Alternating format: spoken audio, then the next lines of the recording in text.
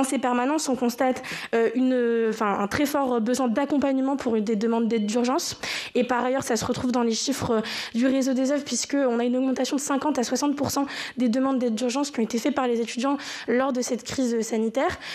On retrouve des difficultés alimentaires. C'est ce qui nous a amené, nous, à l'UNEF, à développer des dispositifs de distribution gratuite d'aide alimentaire sur différents territoires. Et le constat qu'on fait, c'est que de semaine en semaine, on a une augmentation du nombre de personnes qui viennent.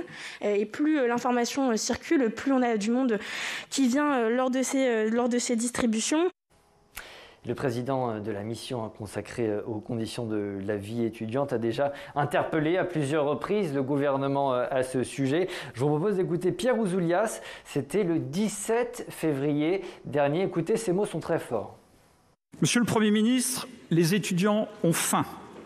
Dans cet hémicycle, nous sommes nombreux à participer à des collectes alimentaires pour leur apporter dans l'extrême urgence des moyens de subsistance dont beaucoup sont cruellement privés. Avant la pandémie, près de la moitié des étudiants travaillaient pour pouvoir étudier. Aujourd'hui, la très grande majorité d'entre eux est privée de ces emplois. Votre gouvernement vient d'annoncer la prolongation de la prime versée aux salariés intermittents qui n'ont pu travailler correctement en 2020. 160 000 jeunes de moins de 30 ans vont bénéficier de cette mesure. Le président de la République a déclaré qu'un étudiant doit avoir les mêmes droits qu'un salarié. Monsieur le ministre, alors pourquoi les étudiants ont-ils été exclus de ce dispositif ? Votre gouvernement vient d'annoncer le versement d'une prime de 1 000 € pour aider les jeunes à payer leur loyer. Les jeunes apprentis en alternance pourront bénéficier de cette prime. Alors, Monsieur le Premier ministre, pourquoi les étudiants ont-ils été exclus de ce dispositif ? Monsieur le Premier ministre, pourquoi la politique du « quoi qu'il en coûte » s'est arrêtée systématiquement à la porte des campus? Justement, Pierre Ouzoulias, le président de cette mission d'information, on va le retrouver tout de suite puisque l'audition a débuté. On la regarde, on en reparle juste après. Qui n'est pas achevée. Et puis ensuite, c'est porter une réflexion plus générale, plus systémique sur les conditions de la vie étudiante et les solutions que nous pourrions préconiser pour qu'elles soient mieux assurées afin de permettre des meilleures conditions d'études aux étudiants. Alors, je vais commencer par m'excuser. Je serai obligé de vous laisser vers 15h30 et je demanderai à le vice-président de cette mission d'information, mon collègue le sénateur Stéphane Piednoir, de suppléer ma carence pour quelque temps. J'ai un débat dans l'hémicycle sur une cause fondamentale qui est l'écriture inclusive. Voilà. Vous ne voyez aucun rapport avec la précarité alimentaire. Hein. Cherchez pas. Voilà.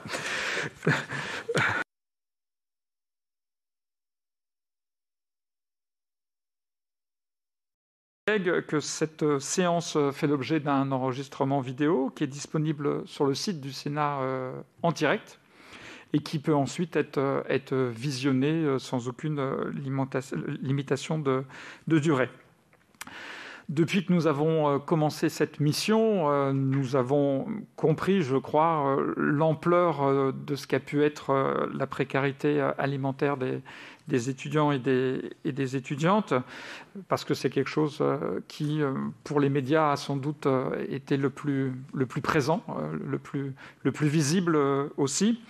Et nous en avons pris conscience directement sur le terrain lors de notre visite de l'université de Versailles-Saint-Quentin en Yvelines, pas plus tard que lundi, où on a compris ce que les associations estudiantines avaient mis en place pour subvenir à des demandes urgentes des étudiants. Mais nous avons pu apprécier collectivement, et chacun d'entre nous en tant qu'élu de terrain, de ce que les associations ont réalisé pour mettre en place, auprès d'un public qui ne leur était pas du tout familier, des moyens que vous avez recueillis avec une extrême générosité. Je vous le dis parce que On a tous collaboré à ça. Personnellement, j'ai participé à plusieurs reprises avec les Restos du Cœur à Bourg-la-Reine, à des collectes alimentaires, et j'étais très très impressionné par la générosité des gens quand il s'agit d'aider les étudiants. Il y a un élan national qui est vraiment bouleversant et qui a été très positif pour les étudiants qui se sont dirigés avec vous avec certaines réserves, parce que pour la plupart, c'était la première fois. Donc, au nom de la mission d'information, nous souhaitons vraiment vous remercier pour votre mobilisation qui a été extrêmement importante à un moment crucial où les étudiants étaient en grande difficulté. Nous vous demandons de, bien évidemment, relayer auprès de tous vos bénévoles ces remerciements forts du Sénat de la République. Pour notre audition, j'ai le plaisir d'accueillir Monsieur Patrice Douret. Vous êtes le président des Restos du Cœur et vous êtes accompagné de Louis Cantuel, qui est dans le fenestrou, comme on dit chez moi, qui est aussi représentant qui est responsable des relations institutionnelles des Restos du Cœur. Ensuite, Mesdames Marie-Luce Roussel, vous êtes en visioconférence. Vous êtes directrice déléguée à la formation et pour la Croix-Rouge. Et Alexandra Houy, vous êtes aussi en visio et vous êtes responsable du pôle bénévolat et jeunesse à la direction des activités bénévoles et de l'engagement de la Croix-Rouge également. Ensuite, messieurs Julien Mémon, vous êtes président de l'association Linky, et monsieur Valentin Seize, qui est en visioconférence. Mesdames Bérangère Poncet et Madame Élise Nuret, vous représentez l'association Agorae et vous êtes la présidente. Madame Poncet, vous êtes en vision et Madame Élise Nuret, vous êtes avec nous ici présentement. Enfin, par anticipation, parce qu'ils ne sont pas encore là, j'annonce la présence de Lise Gutmann-Fort, qui est quelqu'un qui a été distingué par la préfecture des Hauts-de-Seine, mon département, vous me permettrez de le dire, monsieur le rapporteur, voilà, qui est président de l'association Copains, Solidarité étudiante, et qui est accompagné en vision de Benjamin Floïc. Donc tous les deux sont en examen à Paris 1, pas très loin d'ici. Dès qu'ils ont fini, pas trop tôt pour eux, j'espère, parce que c'est jamais trop bon de sortir d'une salle d'examen trop tôt. Donc dès qu'ils ont fini, ils nous rejoignent et ils pourront intervenir.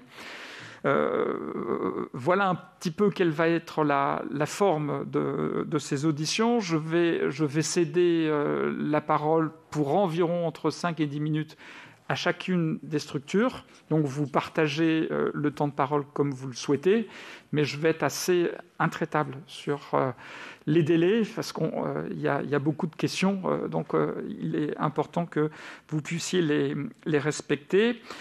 Ensuite, je céderai la parole à monsieur le rapporteur, je vais d'abord lui céder la parole, il va vous poser un certain nombre de questions, vous pourrez y répondre, et puis mes collègues interviendront et je vous ferai intervenir de nouveau, enfin ce ne sera pas moi, mais plutôt monsieur Pied-Noir qui sera alors président. Monsieur le rapporteur, je vous cède la parole pour une série de questions. Merci, Monsieur le Président, et bonjour à chacun d'entre vous. Écoutez, quelques questions juste pour lancer le débat et placer peut-être vos interventions par rapport à ces questions. Pour les résumer, évidemment, la question alimentaire est beaucoup apparue ces derniers mois avec la crise du Covid, enfin les besoins, les difficultés auxquelles les étudiants pouvaient être confrontés, beaucoup apparu ces derniers mois. On voudrait savoir aussi, avant cette crise, est-ce que vous aviez connaissance de difficultés? Quelles étaient la nature des difficultés? Quels étaient les étudiants concernés? Par rapport aux besoins, à la situation actuelle et la crise telle qu'on la connaît maintenant depuis plusieurs mois, si vous pouviez nous aider à à l'identifier, à mieux l'apercevoir, la comprendre en déterminant le nombre d'étudiants concernés. Je sais que ce n'est pas un chiffre précis forcément, mais si vous pouviez nous donner des indications quantitatives, bien sûr.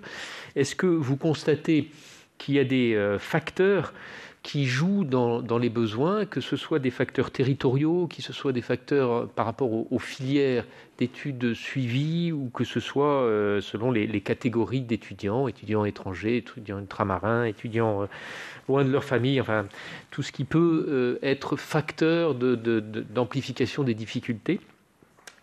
Évidemment, ça nous intéresse d'avoir votre point de vue sur les causes, comment ces étudiants se retrouvent en difficulté à un moment donné, quelles sont les faiblesses en fait de notre système d'accompagnement des étudiants qui fait que malgré les dispositifs existants, certains peuvent être dans des grandes difficultés sur le plan financier et du coup alimentaire.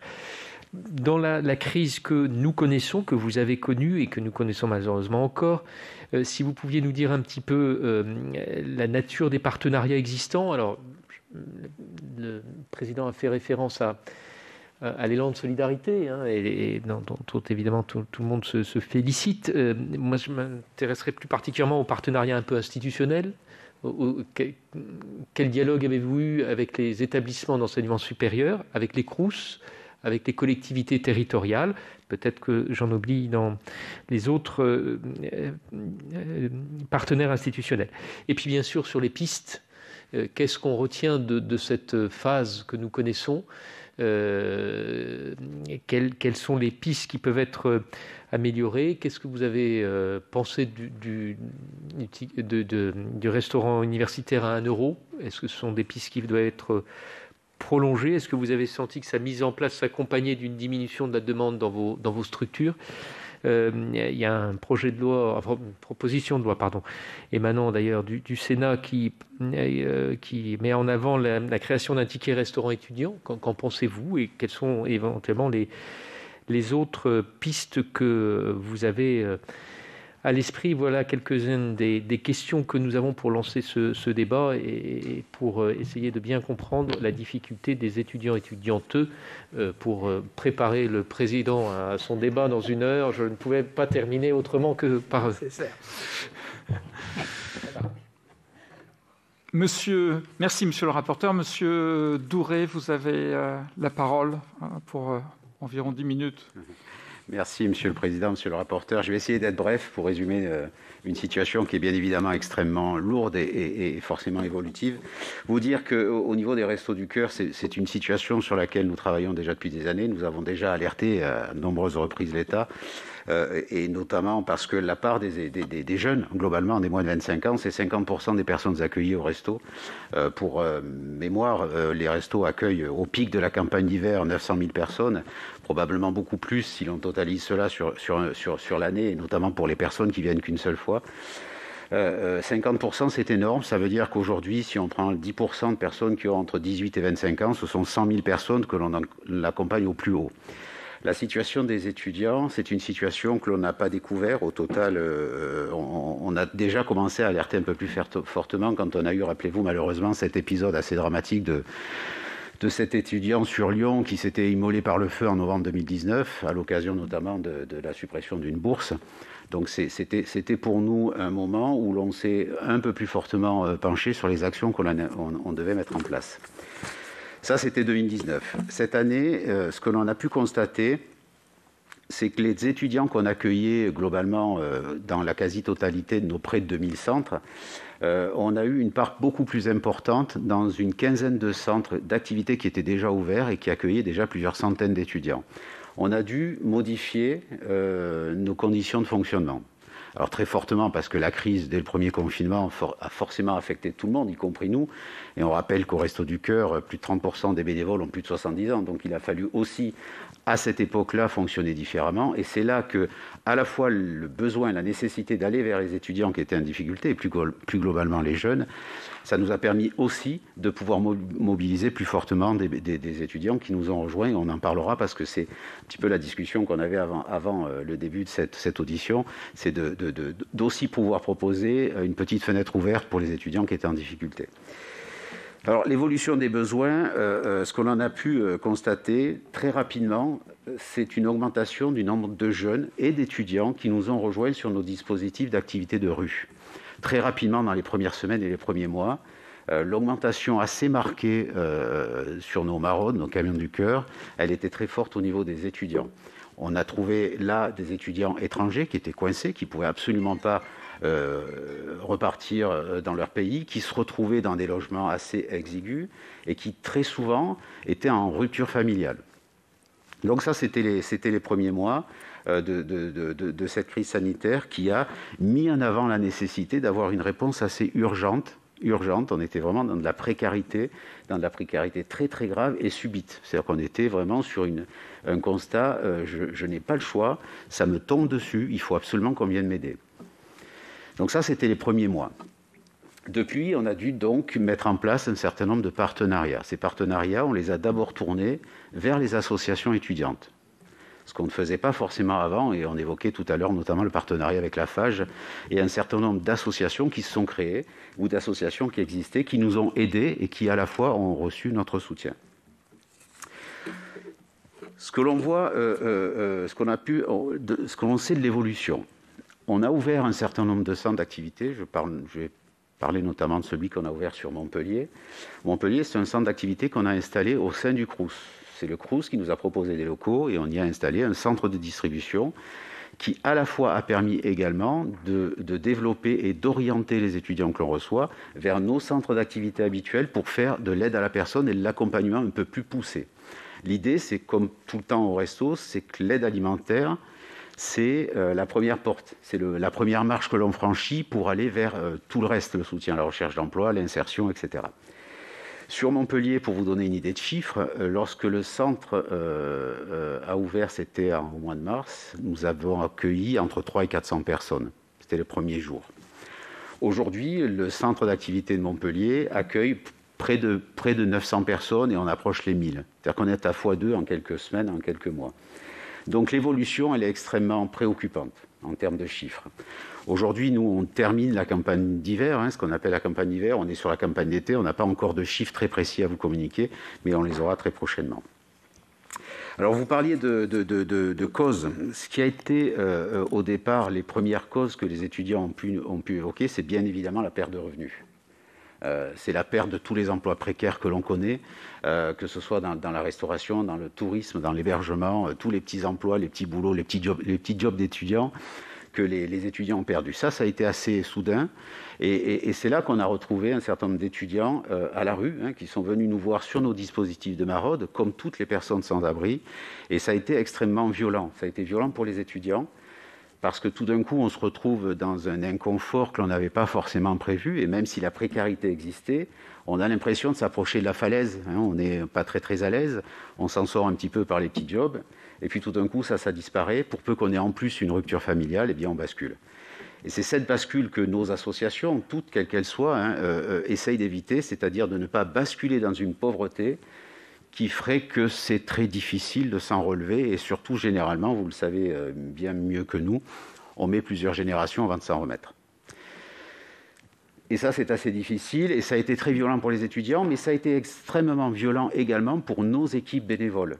Ça nous renvoie forcément à nos propres enfants, ou à notre propre vie personnelle, et dans certains lieux, je pense notamment à Montpellier, on a dû à la fois, bien évidemment, partenariser avec des associations bien plus compétentes que nous sur le soutien psychologique notamment, mais également orienter aussi nos bénévoles pour être formés à cela et mieux résister aussi et tenir, parce qu'il a fallu faire face, et il faudra faire face probablement très longtemps. Donc ça, c'était sur la question des causes. Alors, les partenariats, oui, on a développé donc des partenariats avec des associations étudiantes, la FAGE notamment, avec pas mal d'autres associations. On a également mis en place notamment des partenariats avec la Croix-Rouge, avec Action contre la faim sur le volet hygiène notamment, qui a été aussi quelque chose de nouveau pour nous. Et on continue aujourd'hui à essayer de travailler avec des associations qui sont locales, qui permettent de trouver des solutions beaucoup plus personnalisées que ce que nous, on peut produire au niveau national. Et enfin, oui, vous évoquiez les collectivités territoriales, locales, régionales. Oui, elles ont été extrêmement présentes. Elles le sont sur la mise à disposition de matériel, sur la mise à disposition de locaux, parfois même de personnel. Ça a été le cas notamment pendant le premier confinement. Et c'est un sujet sur lequel nous, Restos du Cœur plus particulièrement, on essaie de poursuivre parce que la question des locaux est fondamentale. Aujourd'hui, ne pas pouvoir ouvrir un centre d'activité à proximité ou au sein d'une cité universitaire, c'est vraiment essentiellement souvent une question de locaux et ça, c'est une vraie difficulté. On a beaucoup de communes aujourd'hui qui nous disent « moi, je pourrais ouvrir, j'ai les bénévoles, on a de l'aide alimentaire, on sait les orienter sur nos centres d'activité, mais on n'a pas la place de pouvoir s'installer. » Voilà. Alors, puis pour terminer sur les partenariats, un partenariat notamment, donc par exemple plusieurs interventions notamment et ouverture de centres éphémères, notamment on a eu plusieurs fois à ouvrir le stade Vélodrome à Marseille, donc qui est ouvert pour des distributions de plusieurs centaines de colis de dépannage. Et la dernière de ces ouvertures, de cette mise en place de centres d'activité éphémères au stade Vélodrome, a permis en plus donc de partenariser avec des associations d'infirmiers notamment, qui sont venus, qui ont pu faire aussi du soutien, de l'accès à la santé, du soutien psychologique. Et on a pu aussi faire autre chose que l'aide alimentaire et on l'a fait immédiatement et sur place, ce qui a été extrêmement favorable pour les étudiants qui sont venus ce jour-là. Alors, j'essaie de prendre dans l'ordre vos questions. Les difficultés qu'on a pu rencontrer, c'est bien évidemment au tout départ, ça a été la main-d'œuvre bénévole, puisqu'il a fallu se mettre en retrait. Donc les étudiants sont venus. Ça a été pour beaucoup aussi une solution de rupture de l'isolement. Donc ils nous ont rejoints et beaucoup sont restés. Et probablement que c'est une question qu'il faudra évoquer. Si demain on pouvait imaginer dans les solutions peut-être la possibilité d'inscrire dans les cursus universitaires quelques jours par an de participation à des actions de solidarité au sein d'associations comme les nôtres, je pense que là aussi ça permettrait pour les étudiants de pouvoir déjà venir témoigner de leur situation au sein de ces associations. Alors le Crous, oui, le repas à 1 euro, vous posez la question du repas à 1 euro. Aujourd'hui, nous, Restos du Cœur, on n'a pas assez d'éléments pour dire si c'est efficace ou pas. Ce que l'on remarque, c'est que depuis que c'est en place, on n'a pas forcément de diminution du nombre de personnes qui fréquentent la distribution alimentaire, l'aide alimentaire. Beaucoup nous ont dit, mais même à 1 euro, je ne sais pas faire. Voilà. Même à 1 euro, je ne sais pas faire. Et beaucoup nous ont dit, c'est très bien, mais moi je suis assez éloigné, mon resto U, il est assez loin, j'ai regagné mon domicile parental ou je suis chez un proche, je ne peux pas y aller. Voilà, donc ça reste une question, c'est très bien, mais ce n'est pas nécessairement suffisant. Enfin, oui, le ticket restaurant, donc les chèques alimentaires d'une manière générale, c'est toujours un outil supplémentaire. Oui, pourquoi pas, forcément que ça vient un petit peu compléter, mais ça ne résout pas tout.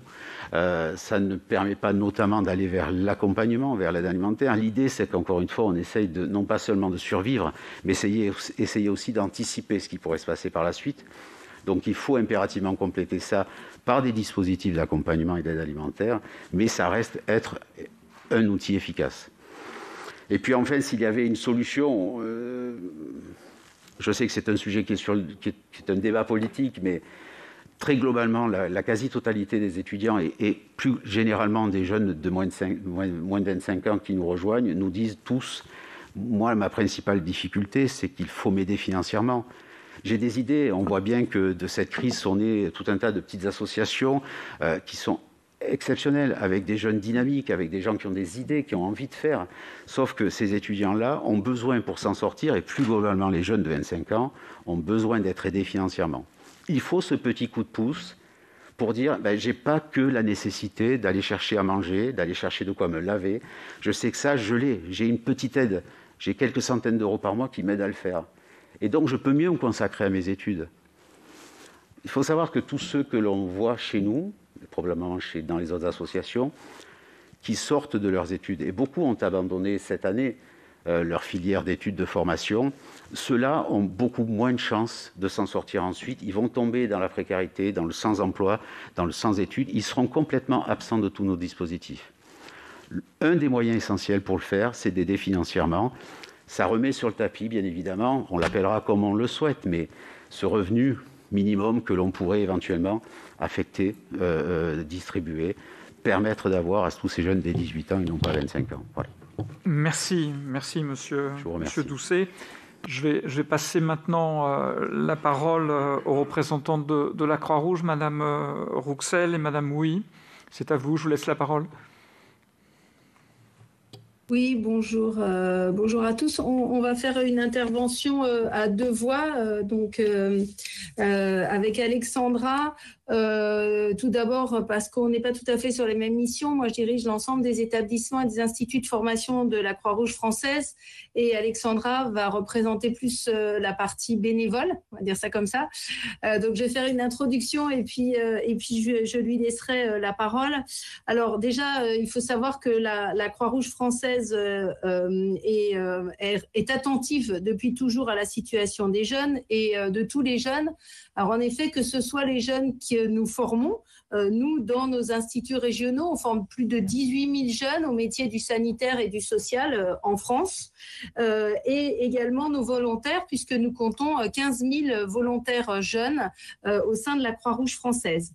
Alors, nous les accompagnons quotidiennement et puis on accueille également des services civiques, puisqu'on accueille 550 services civiques qui agissent dans nos structures. Alors, qu'est-ce qu'on a remarqué ? En fait, là, cette crise a accéléré la précarité des jeunes. Ils ont été touchés de plein fouet. Et nous, ce que l'on note, c'est que 74% des étudiants rencontrent des difficultés financières depuis le mois de mars, que la moitié ont du mal à payer leur loyer ou même de s'alimenter correctement. Et pour ceux qui donc exercent une activité professionnelle, 72% ont vu leur activité salariée impactée ou interrompue au cours des 12 derniers mois. Donc c'est ce que ça rebondit sur ce que vient de dire le président des Restos du Cœur. Alors, ce qu'on constate aussi, c'est que une augmentation de 20 à 25% des besoins dans plus de 90% de nos structures d'aide alimentaire. Et parmi ces personnes que nous accueillons, plus de 24% sont des jeunes. Donc plus de 50, enfin des étudiants exactement. Voilà. Et ce que on remarque aussi dans le constat, c'est que plus de 50% des personnes qui ont sollicité l'aide alimentaire le faisaient pour la première fois. Donc on voit bien que ce sont des gens qui ne sont pas, qui se sont retrouvés en grande précarité, pardon. Ensuite, ce que je peux vous dire. Donc c'est en effet, on voit des jeunes qui veulent, on constate qu'on a des jeunes qui veulent de plus en plus s'engager et qui s'engagent sur des causes. On note vraiment un engagement et pour autant des jeunes qui se sont retrouvés aussi stoppés dans cette volonté d'engagement de par leur précarité. Alors, avant que je laisse la parole à Alexandra, qui va pouvoir en fait vous illustrer mes propos en termes de chiffres, moi, ce que je voulais vous dire, alors je ne vais pas dans l'ordre de vos questions, je suis désolée, mais ce que je voulais vous dire, en tout cas, au niveau de la Croix-Rouge et notamment pour nos étudiants. Alors, c'est vrai que vous parliez de secteur, de domaine de formation.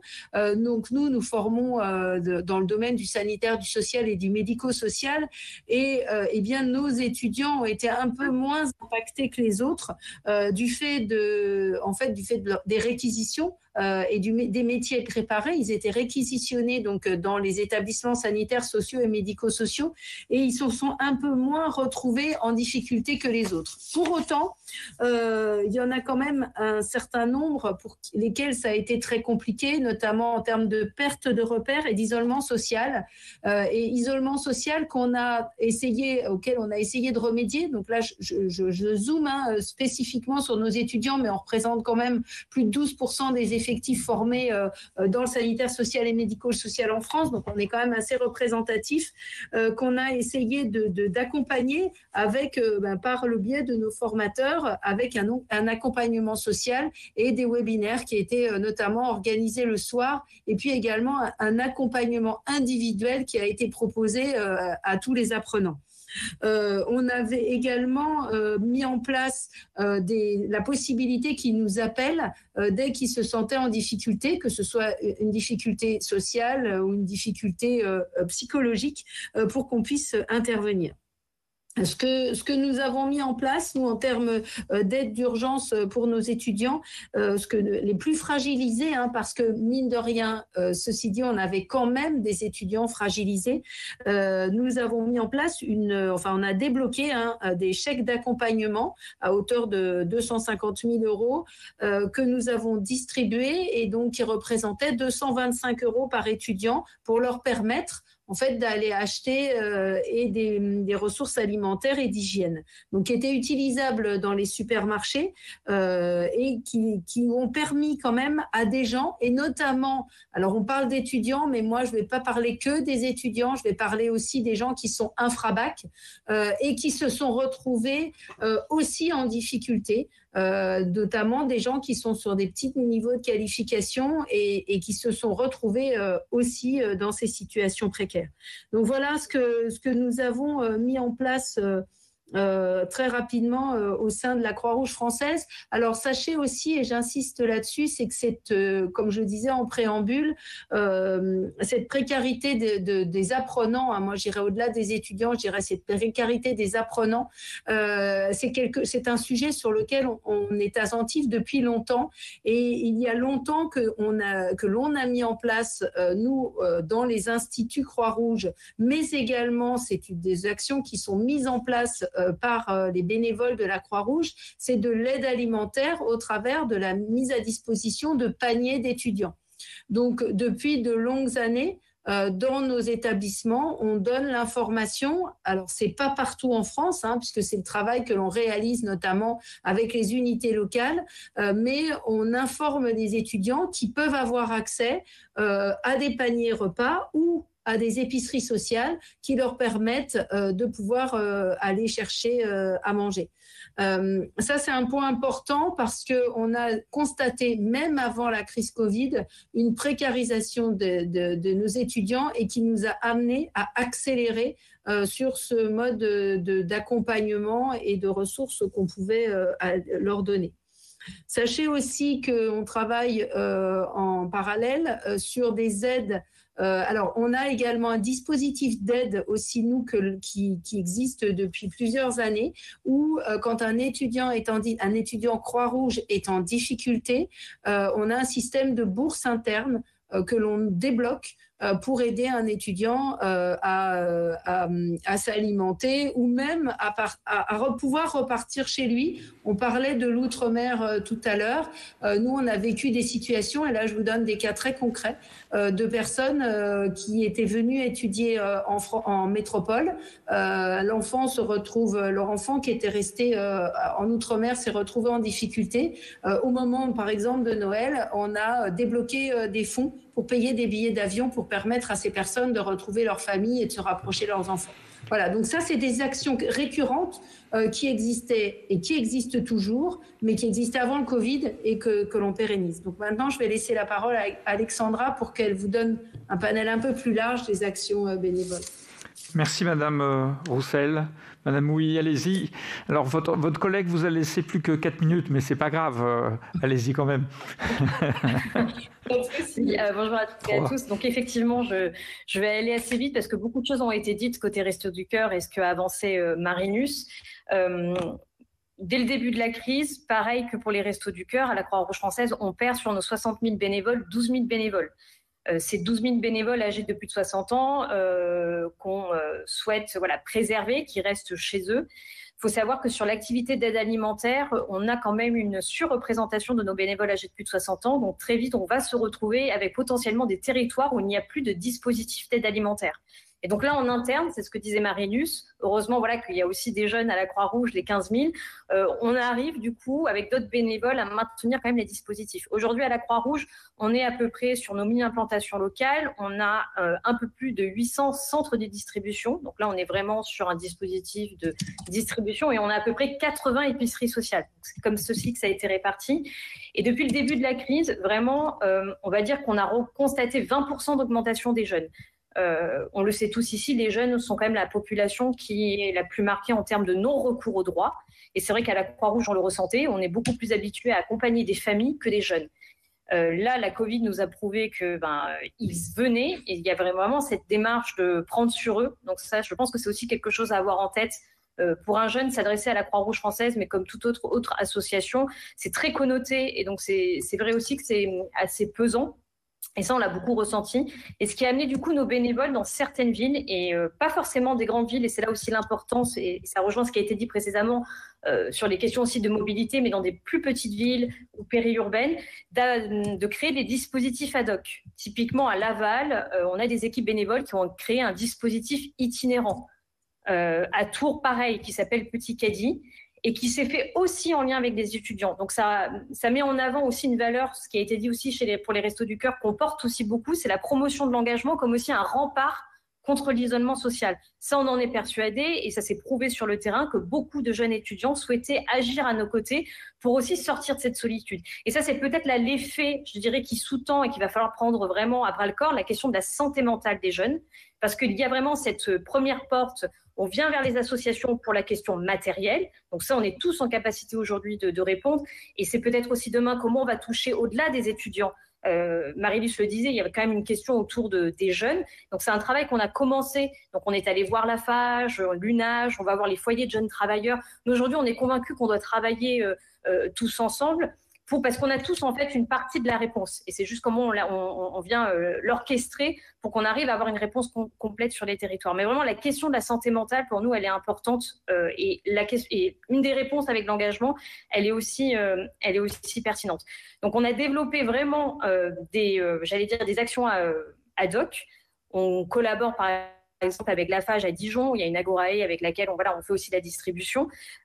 Pour vous dire vrai aussi, sur les partenariats, c'est pas évident. On a beaucoup de bénévoles qui nous remontent que s'adresser à un CROUS ou à une association étudiante, des fois, ça fonctionne pas toujours de façon très fluide.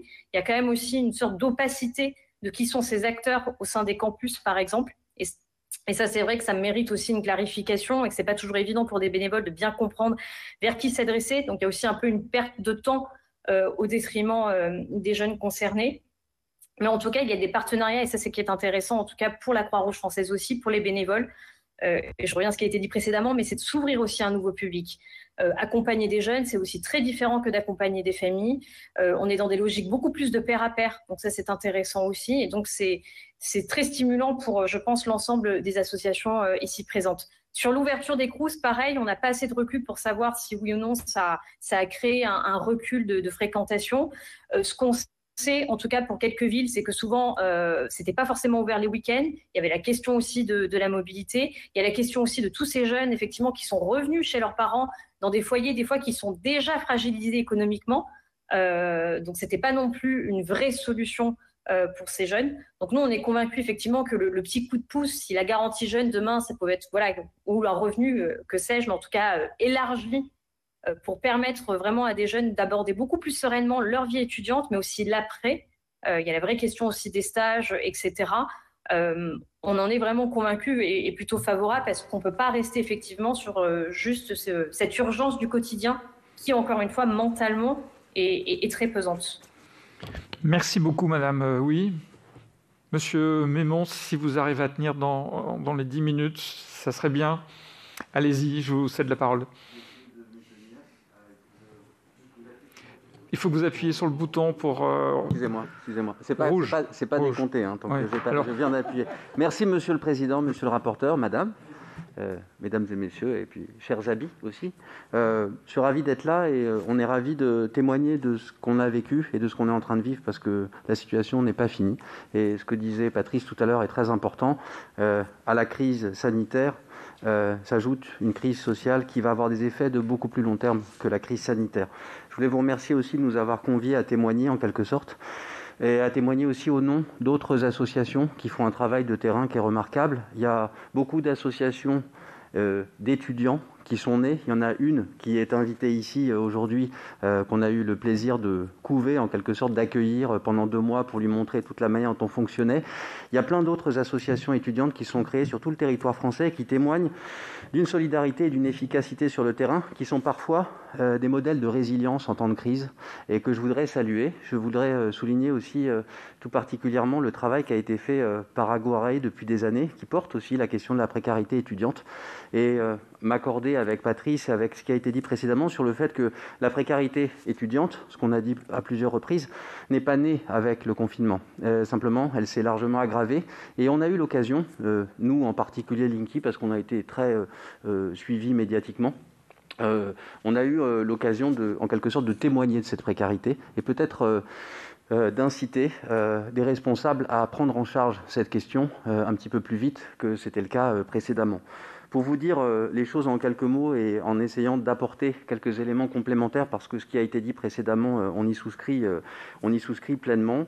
Nous qui sommes nés il y a 5 ans d'une ambition qui était de faire de l'aide alimentaire durable, et notamment à partir de la récupération d'invendus alimentaires, en allant chercher de bons produits.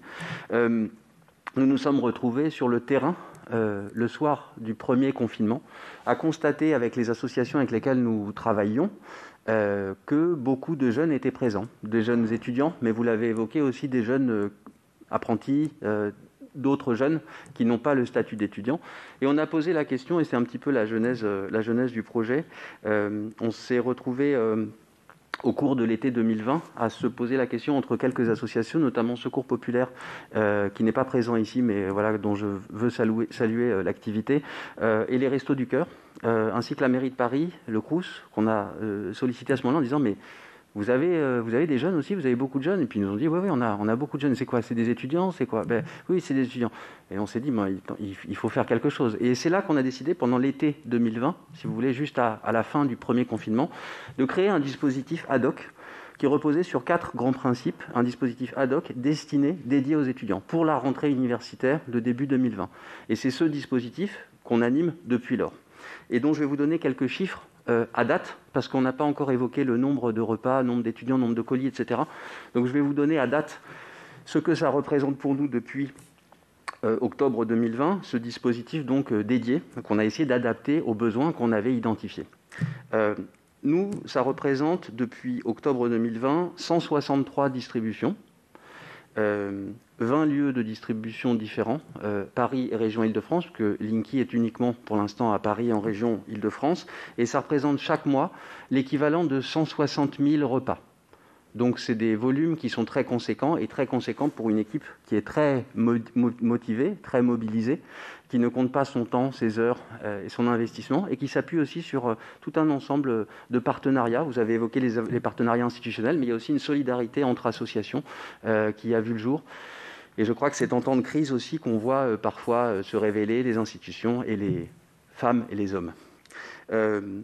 Les 4 piliers sur lesquels nous avons basé nos distributions, qui ont connu une forme de succès médiatique, on ne l'a pas recherché, mais de ce fait aussi, qui a contribué au plaidoyer qu'on a porté sur la question de la précarité étudiante et qui a contribué à renforcer notre action, parce que plein de gens nous ont proposé de leur aide en fait. Donc cette médiatisation que nous ne recherchions pas, le fait de l'avoir eue, elle a beaucoup contribué à nous aider et à renforcer le dispositif qu'on avait créé et initié pendant l'été. Il repose sur 4 points. Le premier, c'est un accueil inconditionnel. C'est-à-dire que, compte tenu de la violence de la crise économique et sociale, le droit ne peut pas suivre le fait aussi rapidement qu'on le souhaiterait. Et donc ceux qui sont en fait en précarité ne sont pas encore reconnus en droit comme des étudiants précaires ou des jeunes précaires. Et donc on a défendu et on a mis en place un système qui reposait sur l'accueil inconditionnel. Une carte d'étudiant suffit pour venir chercher un colis alimentaire. Et ne nous dites pas qu'il y a des gens qui vont essayer de transformer le système pour venir chercher un colis. C'est pas vrai en fait. Ceux qui viennent, c'est qu'ils en ont besoin. Personne ne pousse les portes d'une institution qui fait de l'aide alimentaire, si intéressante, si sympathique soit-elle, s'il n'a pas besoin d'aide alimentaire. Et donc, on a fait reposer le système sur le principe de l'accueil universel.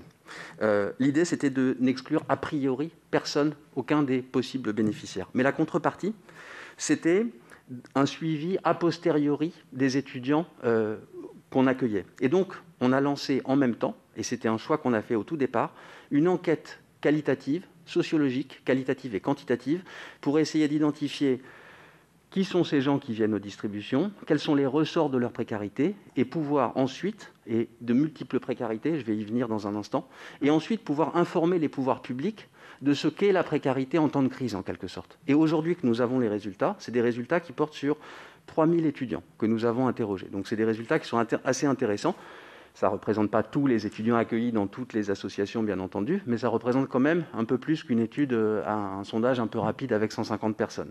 Et c'est une étude assez longue. Et donc, je vous fais la proposition de vous transmettre les éléments de cette étude sociologique, puisqu'on est en train de la finaliser, et on sera heureux de la partager avec les pouvoirs publics, qui nous ont apporté beaucoup d'aide, et à qui on souhaite en retour contribuer à cette information. Et dans le cadre de cette mission, c'est particulièrement approprié. Deuxième point, on avait choisi des colis d'alimentation durable. Et quand je dis aide alimentaire durable, c'est essentiellement des fruits et légumes bio. C'est des colis alimentaires assez robustes, plutôt 7 kilos, bio ou agriculture vertueuse, en partie récupérés, en partie achetés aussi, d'où le besoin d'avoir des fonds pour pouvoir acheter en partie de la nourriture. Ce sont des produits frais. C'est des colis alimentaires qui permettent aussi aux étudiants de cuisiner. Certains ont la possibilité de cuisiner dans des cuisines collectives, certains ont même 2 plaques et un petit four, mais ont envie de le faire. Et c'est bien de leur donner la possibilité de cuisiner. Et ces colis alimentaires ont été très appréciés, colis alimentaires dans des sacs recyclables, évidemment, etc. Mais j'insiste pas là-dessus. C'est juste pour dire que voilà, il y avait ces colis alimentaires plutôt équilibrés, enfin complètement équilibrés, avec du bio, du vertueux. On a également créé à ce moment-là des ateliers de cuisine solidaire pour pouvoir créer des petits plats, donc ateliers de cuisine chefés par des chefs privés de leur restaurant du fait de la configuration particulière de la crise. Et l'idée donc de ces colis, c'était en quelque sorte, quand on choisissait un lieu dans Paris ou en région parisienne, il y avait 2 distributions, et il y a toujours aujourd'hui 2 distributions par semaine. Ce qui fait qu'avec 7 kilos, vous pouvez tenir 2-3 jours, on va dire, ou 3-4 jours, parce qu'on calcule avec une petite marge. Ce qui fait que si vous venez aux 2 distributions, vous n'avez plus dans votre charge mentale, et qui est lourde en période de confinement, vous n'avez plus la question alimentaire. C'était ça notre idée. C'était un petit colis qui permet, enfin un petit colis de 7-8 kilos, donc quand même relativement imposant, de très haute qualité, qui permet aux étudiants d'éliminer la charge mentale de comment je vais faire pour manger aujourd'hui ou demain. Moi, on me demande plein de choses, je dois faire plein de choses, et je dois me débrouiller sur plein d'aspects, je vais y venir, mais qu'on élimine cette charge mentale de l'alimentation et le coût qui lui est inévitablement lié. Le troisième point sur lequel repose notre dispositif, c'est un choix de lieu de distribution assez particulier. Nous n'avons pas de lieu de distribution puisque, d'abord, nous existons depuis moins longtemps que les amis qui existent depuis très longtemps et qui ont une place très importante dans le paysage de l'aide alimentaire, tout public confondu. Nous, on s'était dit, en période de confinement, il y a des lieux qui sont fermés, notamment les bars et les restaurants. Pourquoi ne pas trouver un bar ou un restaurant ami qui va nous ouvrir ses portes, qui va nous prêter ses locaux en quelque sorte, et qu'on va utiliser comme un lieu de distribution alimentaire? Ça permet d'avoir des lieux qui sont des lieux non stigmatisants. Et ça a été relevé par notamment les Restos du Cœur et la Croix-Rouge. Un étudiant n'a pas envie d'aller... Pardon Patrice, tu le sais puisqu'on en a discuté ensemble avant, un étudiant n'a pas envie d'aller au Resto du Cœur. C'est-à-dire qu'aller au Resto du Cœur, c'est stigmatisant, c'est dire j'ai besoin d'aide alimentaire. Aujourd'hui, dans la tête des Français, pardon de le dire de façon peut-être un petit peu rapide, mais aller au Resto du Cœur, c'est manquer d'aliments, ne pas pouvoir manger à sa faim. Et beaucoup d'étudiants étaient rétifs et sont rétifs à cette idée. Et donc, l'idée, c'était de trouver, en complément de ce qui est fait par les Restos du Cœur, qui accueillent des étudiants, qui en ont accueilli pendant les maraudes, etc., c'était d'avoir des lieux non stigmatisants. Donc, on a choisi des tiers-lieux, des restaurants. On a choisi également de proposer, ça a été souligné avant, à des étudiants qui se sont manifestés pour aider leurs collègues de devenir bénévoles et d'être bénévoles dans le cadre de ces distributions. Ce qui fait que les distributions que nous organisons sont des distributions dédiées aux étudiants avec des bénévoles qui sont des étudiants, qui sont eux-mêmes d'ailleurs parfois des bénéficiaires. Ça veut dire qu'on rompt aussi la frontière entre celui qui donne et celui qui reçoit. Et finalement, cette expérience est une expérience positive pour tout le monde. Combien de bénévoles ont pu nous dire « cette soirée était fantastique » alors qu'ils étaient venus aider et que dans la tête de beaucoup de gens, il y a celui qui aide, celui qui reçoit. On essaye d'abolir ces frontières et ça marche très bien. Et essayer de prolonger autant que possible l'engagement des jeunes Je crois que c'est ce qui était dit juste avant, cette promotion de l'engagement comme un lien social, ce qui a été dit par la représentante de la Croix-Rouge tout à l'heure, on y croit beaucoup et c'est un des fondements aussi de Linky, donc on y croit énormément. Et puis dernier point, c'était une ambiance chaleureuse, c'est-à-dire y compris avec de la musique. Il y a des étudiants qui font de la musique, ils peuvent venir et puis ils peuvent faire de la musique, des étudiants qui font autre chose et qui viennent contribuer en quelque sorte au bien-être dans le cadre de ces distributions. Dernier point, et ça rejoint la question des partenariats institutionnels, mais également des partenariats associatifs avec d'autres associations. On a conçu notre action comme une action qui prenait en charge une précarité, la précarité alimentaire, mais à condition de faire le lien avec beaucoup d'autres associations qui s'occupent d'autres précarités. Et tout de suite, on a associé des associations qui s'occupent de la détresse psychologique des étudiants. Époque, Nightline, les Psy du Cœur. La toute première réunion, ils étaient présents et on les avait invités volontairement. L'idée, c'était qu'il y ait également des produits d'hygiène. Et dans toutes nos distributions, il y a des kits d'hygiène. On avait identifié ça au début, on s'était dit il faut absolument qu'il y ait des kits d'hygiène en plus du colis alimentaire. Il fallait qu'il y ait la question de l'accès aux droits universels, des gens qui ont, et notamment maladie. La santé, le logement. Toutes ces associations, nous les avons conviées en quelque sorte sur les lieux de distribution et aujourd'hui nous travaillons avec elles. Et l'idée c'est que ces lieux deviennent des lieux où toutes les précarités peuvent être prises en charge. Ce que disait Patrice est très important, ce que nous révèle l'étude, et je ne vais pas vous dire un mot de l'étude maintenant puisque j'ai utilisé mon temps et je vous en remercie. Mais cette étude, elle indique très clairement qu'il n'y a pas une précarité mais qu'il y a des précarités étudiantes. Et notre travail, c'est en quelque sorte de jouer un rôle de filet de sécurité le temps que dure la crise et de le faire en coordination avec des associations qui savent faire de l'accueil et qui savent faire de l'aide alimentaire tout public, c'est le cas des Restos du Cœur, qui se sont depuis des années orientés vers la question de la précarité alimentaire étudiante, comme les Agorae, la FAGE, l'UNEF, qui chaque année publie, ou l'OVE, des statistiques, ou des associations étudiantes qui sont nées dans le cadre du confinement et qui font du plaidoyer et qui font un peu d'aide alimentaire maintenant et puis qui demain pourront faire d'autres choses. L'idée, c'est aussi de nouer des partenariats de long terme, durables en quelque sorte, puisqu'on promet et on promeut une aide alimentaire durable avec les institutions et nous avons des partenariats avec villes, régions, États, mais également universités, Crous, et de promouvoir ces partenariats à long terme de manière à assurer ce filet de sécurité autant que dure la crise. Voilà, je vous remercie beaucoup. Merci, Monsieur Mémon, pour votre capacité de synthèse. Je vais passer la parole à l'association Agorae. Alors, soit Madame Nuret, soit Madame Poncé, comme vous le souhaitez, mais le temps, lui, ne change pas, de toute façon. Je peux prendre la parole et Bérangère Poncé complétera si besoin. Donc effectivement, la précarité étudiante n'est pas une problématique nouvelle. La FAGE a créé le projet Agorae il y a maintenant 10 ans, en ouvrant la première Agorae en 2011 à Lyon. Aujourd'hui, c'est 27 Agorae qui ont vu le jour en France et qui aident donc énormément d'étudiants au quotidien, que ce soit sur le volet alimentaire, hygiénique ou pour les produits d'entretien. Donc la précarité étudiante a été énormément médiatisée depuis 2019 avec le drame à Lyon dont parlait M. Douré, puis avec la crise sanitaire depuis maintenant 1 an. Mais les dispositifs qui ont été mis en place suite à la crise sont souvent liés à la crise et ne sont pas pérennes. C'est pour ça que c'est important de valoriser et d'avoir cette continuité sur les dispositifs qui sont mis en place en accompagnant les étudiants au quotidien et pas seulement sur des paniers. Le projet Agorae, c'est un projet qui est fait par et pour les étudiants et donc en étant au cœur et au centre de la problématique et du sujet, on arrive à répondre à ces problématiques d'emblée, à les traiter puisqu'on les connaît, on y est confronté au quotidien. Comme ça a été dit également par les autres acteurs, le fait que le projet soit participatif et donc que l'ensemble des étudiants y contribuent est assez important. Concernant les Agorae, donc la partie épicerie, l'accès pour les étudiants est sur conditions de ressources pour aider un maximum d'étudiants. Sans sans aider tout le monde non plus, puisque c'est pas possible étant donné la demande qu'il y a actuellement à Paris et en France de façon générale. Suite à la crise, on a mis énormément de dispositifs en place partout en France, donc avec l'aide de la FAGE et de chacun des territoires. À Paris, on a pu mettre en place des dispositifs de distribution de paniers. Donc en mars dernier, ça a été environ 1000 paniers qui ont été distribués. Mais ces 1000 paniers-là et ces 1000 étudiants qui ont été aidés, c'est un très petit chiffre comparé à la demande qu'on a eue.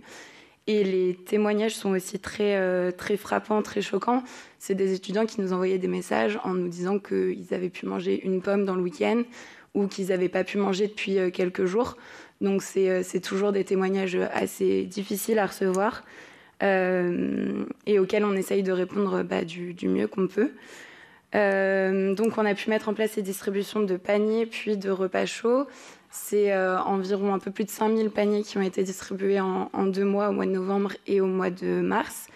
Et c'est aussi 4000 repas chauds qui ont été distribués depuis le mois de janvier. En parallèle du coup du dispositif pérenne des épiceries qui aide les étudiants au quotidien en revendant des produits à moins 90% des prix du marché. Les étudiants qu'on rencontre, ils ont un peu tous les profils. Ça va être des étudiants en difficulté financière de par plusieurs situations. Ça va être la famille qui ne peut pas les aider parce qu'à l'étranger, la famille qui ne les aide pas parce que rupture familiale. Ça va être les coûts d'école qui vont être assez onéreux et des écoles qui ne vont pas forcément proposer des aides sociales. Ça va être l'accès aux bourses qui n'est pas ouvert à tous les étudiants, notamment les étudiants internationaux. Les étudiants internationaux, pour les Agora et Paris, c'est environ 80% des étudiants qu'on accueille parce que justement le critère de bourse, ils n'y ont pas accès. Et donc ils se retrouvent dans des situations beaucoup plus préoccupantes. Et par rapport à la crise, les profils se sont beaucoup plus diversifiés parce que les étudiants ont perdu leur emploi, n'ont pas trouvé d'emploi saisonnier et ont aussi eu des frais supplémentaires liés à la crise. Il y a certains étudiants qui n'avaient pas accès à un ordinateur ou à une connexion Wi-Fi et qui ont dû investir. Et en fait, le seul revenu qui leur restait est passé dans cet achat de matériel. Ça a pu être du matériel comme des masques ou du gel hydroalcoolique aussi. Donc voilà, il y a des étudiants qui sont endettés suite à cette situation sanitaire.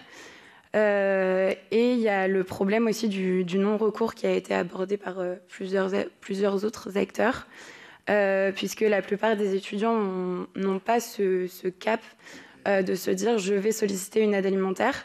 C'est lié au tabou qu'il y a autour de la précarité, mais aussi au fait que la précarité alimentaire soit banalisée.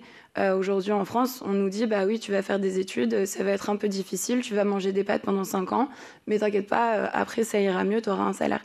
Et il y a cette banalité, oui, du coup, de la précarité alimentaire qui n'encourage pas les étudiants à aller solliciter les aides qui peuvent leur être proposées. Le fait qu'on soit une association étudiante, ça enlève cette barrière en quelque sorte, puisque du coup les étudiants ont moins de mal à venir en discuter et le sujet en fait peut se faire au cours de la discussion avec n'importe quel camarade ou ami et être abordé. Et donc les solutions paraissent plus proches des étudiants et donc ils ont souvent moins de mal à franchir le cap. Au niveau des partenariats, les distributions mises en place suite à la crise sanitaire, elles n'ont pas été faites à la demande de ces partenariats, mais avec l'aide des différentes institutions. Donc nous, à l'AGEP et avec les Agorae, on a surtout travaillé avec l'Université de Paris et Sorbonne Université. Ça ne va pas être uniquement des aides financières, ça va être aussi des aides pour le lieu, pour l'accompagnement, pour l'organisation, pour le traitement des dossiers. Et ces acteurs-là, ils nous accompagnent aussi au quotidien pour le projet d'épicerie des Agorae. On travaille également du coup avec les CROUS, avec les mairies d'arrondissement, les mairies de Paris, la mairie de Paris, pardon. Et du coup, oui, les collectivités de façon générale. Et c'est tout un accompagnement qui est mis en place depuis maintenant 5 ans à Paris autour de la précarité étudiante et de l'isolement social, mais depuis 2008 pour la GEP de façon générale.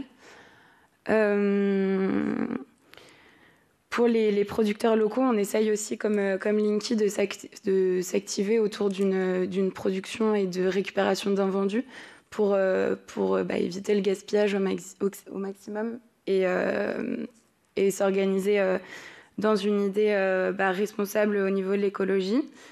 Au niveau des bénévoles, on a eu une forte hausse aussi, comme ça a été dit, je vais le redire mais très rapidement. Les étudiants se sont énormément mobilisés, qu'ils soient concernés par le sujet de la précarité de près ou de plus loin. On a eu au mois de novembre un afflux de bénévoles, de plus de 250 bénévoles qui sont arrivés d'un coup avec l'organisation de nos distributions. Et par rapport à l'entraide nationale dont vous parliez, effectivement, il y en a eu énormément. On a eu énormément de contacts d'entreprises ou d'associations qui souhaitaient aider, peu importe le moyen par lequel ils souhaitaient aider. Après, le problème, c'est que, étant donné la demande, l'aide paraît jamais suffisante, vu la demande qui ne fait que s'accroître et qui, on a l'impression que ça s'arrêtera jamais. Donc voilà, j'essaye de reprendre vos questions dans l'ordre. Ah oui, par rapport au repas du Crous à 1 €, en fait, ça a été une très très bonne initiative. Nous, on l'a constaté dès la mise en place de ces repas à 1 €. Le problème, c'est que ça n'a pas été très suffisant puisque les repas n'étaient pas accessibles à tous au début. Ils étaient accessibles seulement les étudiants qui n'étaient pas boursiers ne pouvaient pas obtenir de repas. Ils ont pu en obtenir qu'à partir de fin janvier, ce qui était du coup assez tardif puisque 1 an après le début de la crise. Après, il y a eu le problème aussi qu'au début, c'était seulement dans les restaurants universitaires et pas dans les cafétérias. Donc un souci d'accessibilité pour les étudiants qui peuvent habiter assez loin, puisqu'il y a moins de restaurants universitaires que de cafétérias du Crous actuellement à Paris. Il y a eu un problème aussi administratif, puisqu'il faut passer par le compte Easly, il faut avoir un compte bancaire, donc tous les étudiants n'en ont pas, et ça a pu poser problème pour certains. Et ensuite, les repas proposés au début n'étaient pas forcément très qualitatifs, que ce soit au niveau nutritionnel ou au niveau de la quantité, mais ça a été un souci qui a été réglé par la suite. Et voilà. Après, on n'a pas observé non plus de diminution comme les autres acteurs. On n'a pas observé non plus de diminution particulière suite à la mise en place du repas à 1 €, que ce soit avant ou après l'ouverture aux étudiants qui étaient non boursiers. Donc voilà. Et par rapport à la proposition de création d'un ticket restaurant étudiant, ça peut être aussi une bonne initiative. Mais ça remet en cause, par exemple, les questions nutritionnelles pour les étudiants. Ça remet en cause aussi le fait que les étudiants se rendront moins dans les Crous, qui sont aujourd'hui des lieux de vie étudiante, des lieux d'échange, des lieux de partage, des lieux de rencontre. Et avec la situation d'isolement social que rencontrent tous les étudiants, ce serait un peu dommage et un peu dommage pour le Crous. Et ça pose le souci aussi de restauration éco-responsable et durable, question sur laquelle les Crous essayent de travailler et de se développer. Donc voilà. Et pour du coup les dispositifs de solidarité à mettre en place de manière pérenne, il en existe déjà, beaucoup. Les axes sur lesquels il faudrait travailler, on pense que ce serait la visibilité et l'accompagnement de ces dispositifs-là, mais aussi la coordination. Je sais qu'on s'est beaucoup rencontré avec les différents acteurs autour de réunions de coordination alimentaire autour de cette question de précarité étudiante, et ça fonctionne très bien. On arrive à discuter et à travailler ensemble, ce qui aide finalement un plus grand nombre d'étudiants.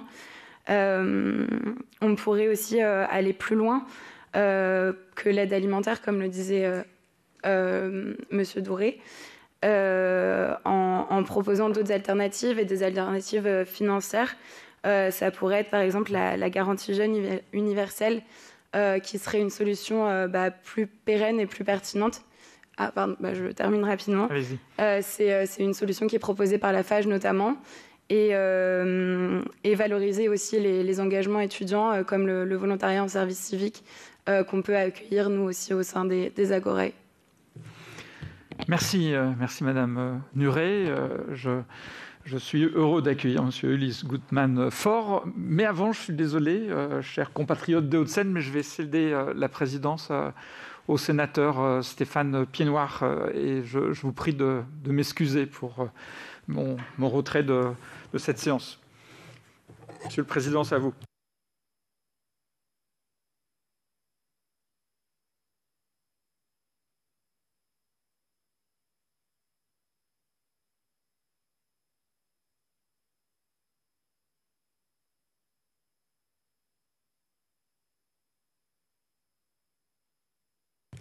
Bien, écoutez, Monsieur Gutmann-Faure, c'est à vous donc, comme l'a dit le président Ouzoulias. Merci beaucoup. Je commence par juste m'excuser pour mon retard. J'étais en examen et peut-être parce que nous sommes deux, laisser la parole à Benjamin Floïc, qui est directeur général et qui va vous présenter, copain, l'étude. Et puis je prendrai la suite. On va partager 5 minutes.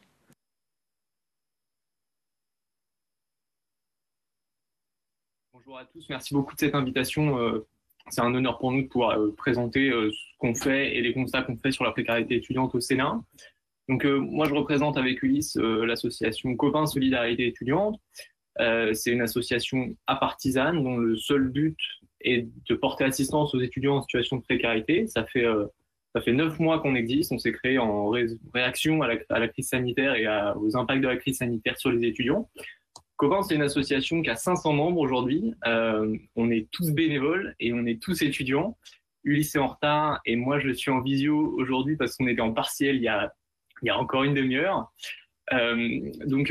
Aujourd'hui, on s'est créé il y a 9 mois. Aujourd'hui, on aide 1000 étudiants par semaine en Ile-de-France. On a une distribution tous les jeudis dans le 14e arrondissement de Paris et 2 distributions par semaine à la MIE Bastille dans le 3e arrondissement, qui est un local de la mairie de Paris, qui est centré sur les étudiants et qui, en réaction à la crise sanitaire aussi, c'est là où on fait des distributions alimentaires pour les étudiants.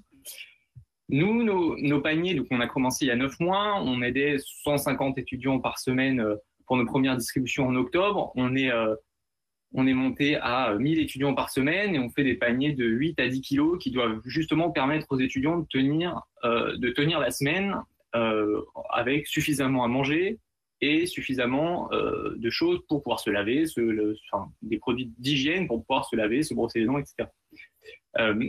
On a estimé la valeur des paniers à environ 35 €, donc pour pouvoir s'alimenter de façon suffisante et durable avec des produits de bonne qualité, parce que c'est pas parce qu'on est en situation de précarité qu'on n'est pas légitime à bien manger. Notre association est un peu comme ce qu'a dit l'Agorae tout à l'heure, c'est une association par et pour les étudiants. C'est quelque chose qui nous tient énormément à cœur, nous, parce que ça casse la barrière qui peut exister dans le cœur des bénéficiaires et qui ne veulent pas aller à des distributions où ils ne se sentent pas légitimes à aller, soit parce que c'est des distributions qui sont avant tout adressées à des sans-domicile fixe et du coup, ils ne se sentent pas légitimes à le faire étant donné qu'eux ont un toit, même s'ils sont en situation de grande précarité et qui n'ont pas suffisamment à manger. Donc nous, vu le nombre d'étudiants qui a sombré et les conséquences gravissimes sur les situations personnelles engendrées par la crise, on a considéré que c'était impensable qu'il y en ait qui refusent l'assistance qu'on pouvait leur apporter parce que justement, ils ne se sentaient pas légitimes à y aller. Et je parle beaucoup de la légitimité, le sentiment de légitimité à aller à des distributions alimentaires. C'est parce que c'est des choses qui nous sont remontées énormément. Des étudiants qui nous disaient qu'ils n'avaient rien mangé depuis 2 jours, mais pour autant, et qui venaient maintenant parce que ils n'en pouvaient plus, mais qu'avant, alors qu'ils sont en situation de précarité depuis quelques mois, ils venaient pas parce qu'ils avaient pas envie, peur et énormément de raisons liées à le sentiment de légitimité ou le sentiment de ne pas avoir le droit. Donc nous, pour casser cette barrière qui peut exister et qui limite le fait de venir à des distributions alimentaires, on essaye de faire des distributions les plus sympas possibles, de montrer qu'il n'y a aucune différence entre le fait d'être bénévole et d'apporter de l'aide et le fait d'avoir besoin de l'aide que nous on propose. Donc il y a de la musique, on tutoie les bénévoles, on tutoie les bénéficiaires, pardon. Il y a des bénéficiaires qui deviennent bénévoles à la fin des distributions. On a fait des activités sympas, des tournois de billard et des choses comme ça avec les bénéficiaires pour essayer de, justement, comme je vous le disais, casser la barrière qui peut exister. le but de notre action, c'est vraiment de pouvoir aider, de répondre à un besoin matériel, mais aussi de pouvoir légitimer et normaliser le droit d'être aidé par ses pairs dans une situation compliquée. Donc, on a plus de cet aspect de distribution dont je vous parlais, on a aussi mis en place des systèmes de parrainage et des systèmes de suivi pour chaque étudiant qu'il souhaite. L'idée, c'est de pouvoir suivre au mieux les besoins de chaque étudiant bénéficiaire. Et également, on a sorti la semaine dernière une étude sur le profil des étudiants bénéficiaires. C'est une étude qui fait 60 pages. On a énormément de bénévoles, parce qu'on n'a que des bénévoles, comme je vous disais, qui ont travaillé sur cette étude depuis la création de Copain. Cette étude, on l'a lancée dès le début de Copain, avec 3 aspects. Le premier, c'est savoir qui sont les bénéficiaires. Le deuxième aspect, c'est adapter nos distributions en fonction de ça, en fonction des besoins de chacun, notamment les produits d'hygiène, les produits de première nécessité. Les produits de première nécessité, c'est des choses qu'on a adaptées en fonction des besoins qui nous ont été remontés. Et le troisième volet, et je pense que c'est celui qui intéresse énormément, le plus dans le cadre de cette audition, c'est l'ampleur de la crise sur les étudiants. Et ça, c'est vraiment ce qui ressort de façon énorme de l'étude qu'on a faite, c'est à quel point il y a une explosion, parce que ça a été dit, la précarité étudiante, c'est pas quelque chose de nouveau, c'est quelque chose qui existait déjà.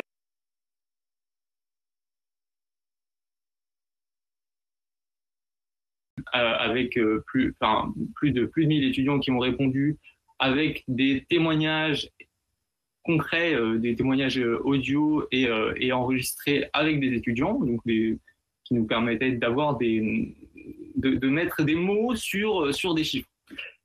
Et donc, les chiffres que nous, on ressort de cette étude, ils sont vraiment alarmants. Ulysse va compléter ce que je dis, mais comme je vous disais, on a voulu savoir quelle était l'ampleur de cette explosion. Et le premier chiffre qui ressort de notre étude, c'est le fait qu'il y a 79% des bénéficiaires qui ont répondu à notre étude qui sollicitaient une aide alimentaire pour la toute première fois à la rentrée 2020-2021. Donc ça, c'est encore pire que ce à quoi on pouvait s'attendre lorsqu'on a démarré l'étude. Et voilà, enfin, nous, on a voulu faire une étude pour savoir à quel point c'était grave, et c'était encore plus grave que ce à quoi on s'attendait. Donc, voilà, il y a 8 étudiants sur 10 qui sont des nouveaux précaires du fait de la crise. Enfin, c'est une catastrophe sociale absolue. Et la dernière chose que moi je tenais à dire avant de laisser la parole à Ulysse, c'est que dans notre étude, il y a un étudiant sur 2 qui dit ne pas manger à sa faim de manière répétée. Concrètement, et ça c'est aussi quelque chose qui nous a été apporté par les témoignages, apporté par la discussion avec les bénéficiaires, c'est le fait qu'il y a plusieurs fois par semaine un saut de repas, le fait de se coucher avec le ventre vide, le fait de sauter le repas du midi ou d'arriver en fin de semaine et de ne pas pouvoir manger la journée entière avant de venir à la distribution du vendredi soir ou du samedi midi que nous on fait pour les étudiants. Voilà, il y a énormément de choses à dire évidemment, mais je vais laisser la parole à Ulysse pour compléter s'il veut bien. Merci beaucoup Benjamin. Donc voilà, vous voyez une étude avec des chiffres particulièrement marquants. Benjamin en a cité 2, 79% des étudiants qui bénéficient d'une aide pour la première fois, c'est-à-dire des nouveaux précaires qui découvrent la précarité, ce qui évidemment induit une difficulté supplémentaire sur le plan psychologique. Quand on découvre la difficulté parce qu'on a perdu son emploi, parce qu'au chômage partiel on a perdu 20-30% de ses revenus, ou bien parce que les parents eux-mêmes ne peuvent plus aider les enfants, c'est une situation qui est d'autant plus difficile. Et c'est ce qu'on a remarqué avec cette étude. Ce qu'on remarque aussi, c'est des différences qui peuvent exister entre les différents profils. Je vais citer quelques autres chiffres et vous me pardonnerez d'utiliser ces chiffres, mais parce qu'ils sont nouveaux et surtout très parlants. On a 70% des étudiants qui sont des étudiantes, des femmes. 7 étudiants sur 10 sont des femmes, donc une précarité qui touche majoritairement des femmes. Et là, il faut se questionner, nous, pourquoi, comment ça se fait? Dans l'enseignement supérieur, il n'y a pas une telle différence, évidemment pas. Donc il faut se poser la question, comment ça se fait et comment on peut trouver des solutions. Évidemment, il y a toute la question des coûts, de la précarité menstruelle, des coûts des produits d'hygiène, etc. Mais voilà, c'est pas forcément suffisant. Le deuxième chiffre que j'ai envie de moi citer, c'est le pourcentage d'étudiants étrangers. 6 étudiants sur le 63% sont des étudiants étrangers. Ce qui signifie quoi? Ce qui signifie que les étudiants étrangers, malheureusement, sont plus touchés que les étudiants nationaux. Alors là aussi, il y a plein de facteurs, évidemment, le niveau de vie, etc. Mais ça, c'est particulièrement marquant. Et ça m'amène au troisième chiffre que j'ai envie de dire, c'est que 27% seulement des étudiants qui nous sollicitent sont boursiers. seulement un quart des étudiants qui nous sollicitent sont boursiers. Ça veut dire quoi? Ça veut dire que malheureusement le critère de la bourse, qui est un des critères principaux pour chiffrer la précarité chez les étudiantes, est largement dépassé à l'occasion de cette crise économique, enfin sanitaire et économique. Notamment les étudiants étrangers. Les étudiants étrangers ne sont pas boursiers, par définition. Et ça nous a posé problème quand on a choisi de mettre en place ces distributions et qu'on a souhaité ne pas mettre en place de critères à l'entrée au niveau de la bourse. Le critère, c'est il faut être étudiant et il faut se sentir en difficulté, être en difficulté. Et on fait l'étude derrière pour savoir quel est ce niveau de difficulté, est-ce qu'on a raison ou pas. Et bien en fait, cette étude elle nous montre qu'on a encore plus raison qu'on pensait et que le critère de la bourse, on a bien fait de ne pas le mettre. Parce que sinon, on aurait seulement un quart des étudiants qui nous sollicitent qui demanderaient de l'aide. Et donc évidemment, le critère de la bourse, malheureusement, exclut les étudiants étrangers. Il est aussi se réfère sur les années N-1, N-2, donc l'année dernière et il y a 2 ans. Le problème, c'est qu'à l'occasion de cette crise, les parents parce que c'est sur le revenu des parents, ont perdu des revenus actuellement, il y a quelques mois, et donc pas il y a 1 an, il y a 2 ans. Et donc ça nous amène à se poser la question, est-ce que c'est un bon critère, et est-ce qu'on ne peut pas essayer de réfléchir sur cette question. Et le deuxième aspect, j'en ai parlé très brièvement, sur la découverte de la précarité. Évidemment, ça a des conséquences psychologiques extrêmement fortes sur les étudiants. Et là, il faut se poser la question. Alors, il y a des dispositifs qui ont été mis en place avec le chèque psy, etc. Et ça va dans le bon sens, assurément. Malheureusement, nous, on pense qu'il faut aller plus loin. Et pour autant, on est vraiment à partisans, etc. Et là, c'est vraiment des constats par rapport à ce qu'on observe, aux témoignages qu'on a pu avoir et à notre étude. Et par exemple, et un dernier chiffre, parce que nous, on va distribuer, donc au-delà de l'alimentaire et des produits qu'on essaie de faire de qualité, des produits d'hygiène, c'est que 55% des étudiants qui nous sollicitent ne parviennent pas à subvenir à leurs dépenses de santé. C'est-à-dire qu'on a plus de la moitié des étudiants qui sont en difficulté qui vont faire des choix qu'ils ne devraient pas faire sur leur santé. Et évidemment, ces choix, on les entend en tout cas, on les voit chaque jour, ou en tout cas, on les entend dans les témoignages, sur le dentifrice. Un étudiant qui me disait la semaine dernière, moi, j'ai pas les 3 € pour pouvoir me laver les dents tous les jours, et donc je me suis pas lavé les dents depuis 2 jours. Parce que le dentifrice, ça coûte cher. Et de la même façon sur les produits d'hygiène. Bref, en tout cas, tout un tas de chiffres, et je m'arrêterai là parce que j'ai pas envie de dépasser beaucoup plus longtemps, sur ces constats qui sont malheureusement un peu effrayants et qui, évidemment, sont dus en grande partie à la crise sanitaire, mais qui, malheureusement, doivent nous questionner sur le reste. Et ce critère de la bourse, est-ce que c'est le bon et comment on peut faire en sorte de le réfléchir et de l'adapter dans le temps. Merci beaucoup. Merci, messieurs. Quelques mots avant de prendre peut-être les questions des collègues qui sont en visio pour l'essentiel. Quelques petites remarques et questions personnelles. Je constate qu'il y a un certain nombre de constats de votre part qui sont convergents, qui sont largement convergents sur le fait que, alors il y a des chiffres qui varient un tout petit peu, mais sur le fait que ce sont des premières sollicitations pour la plupart.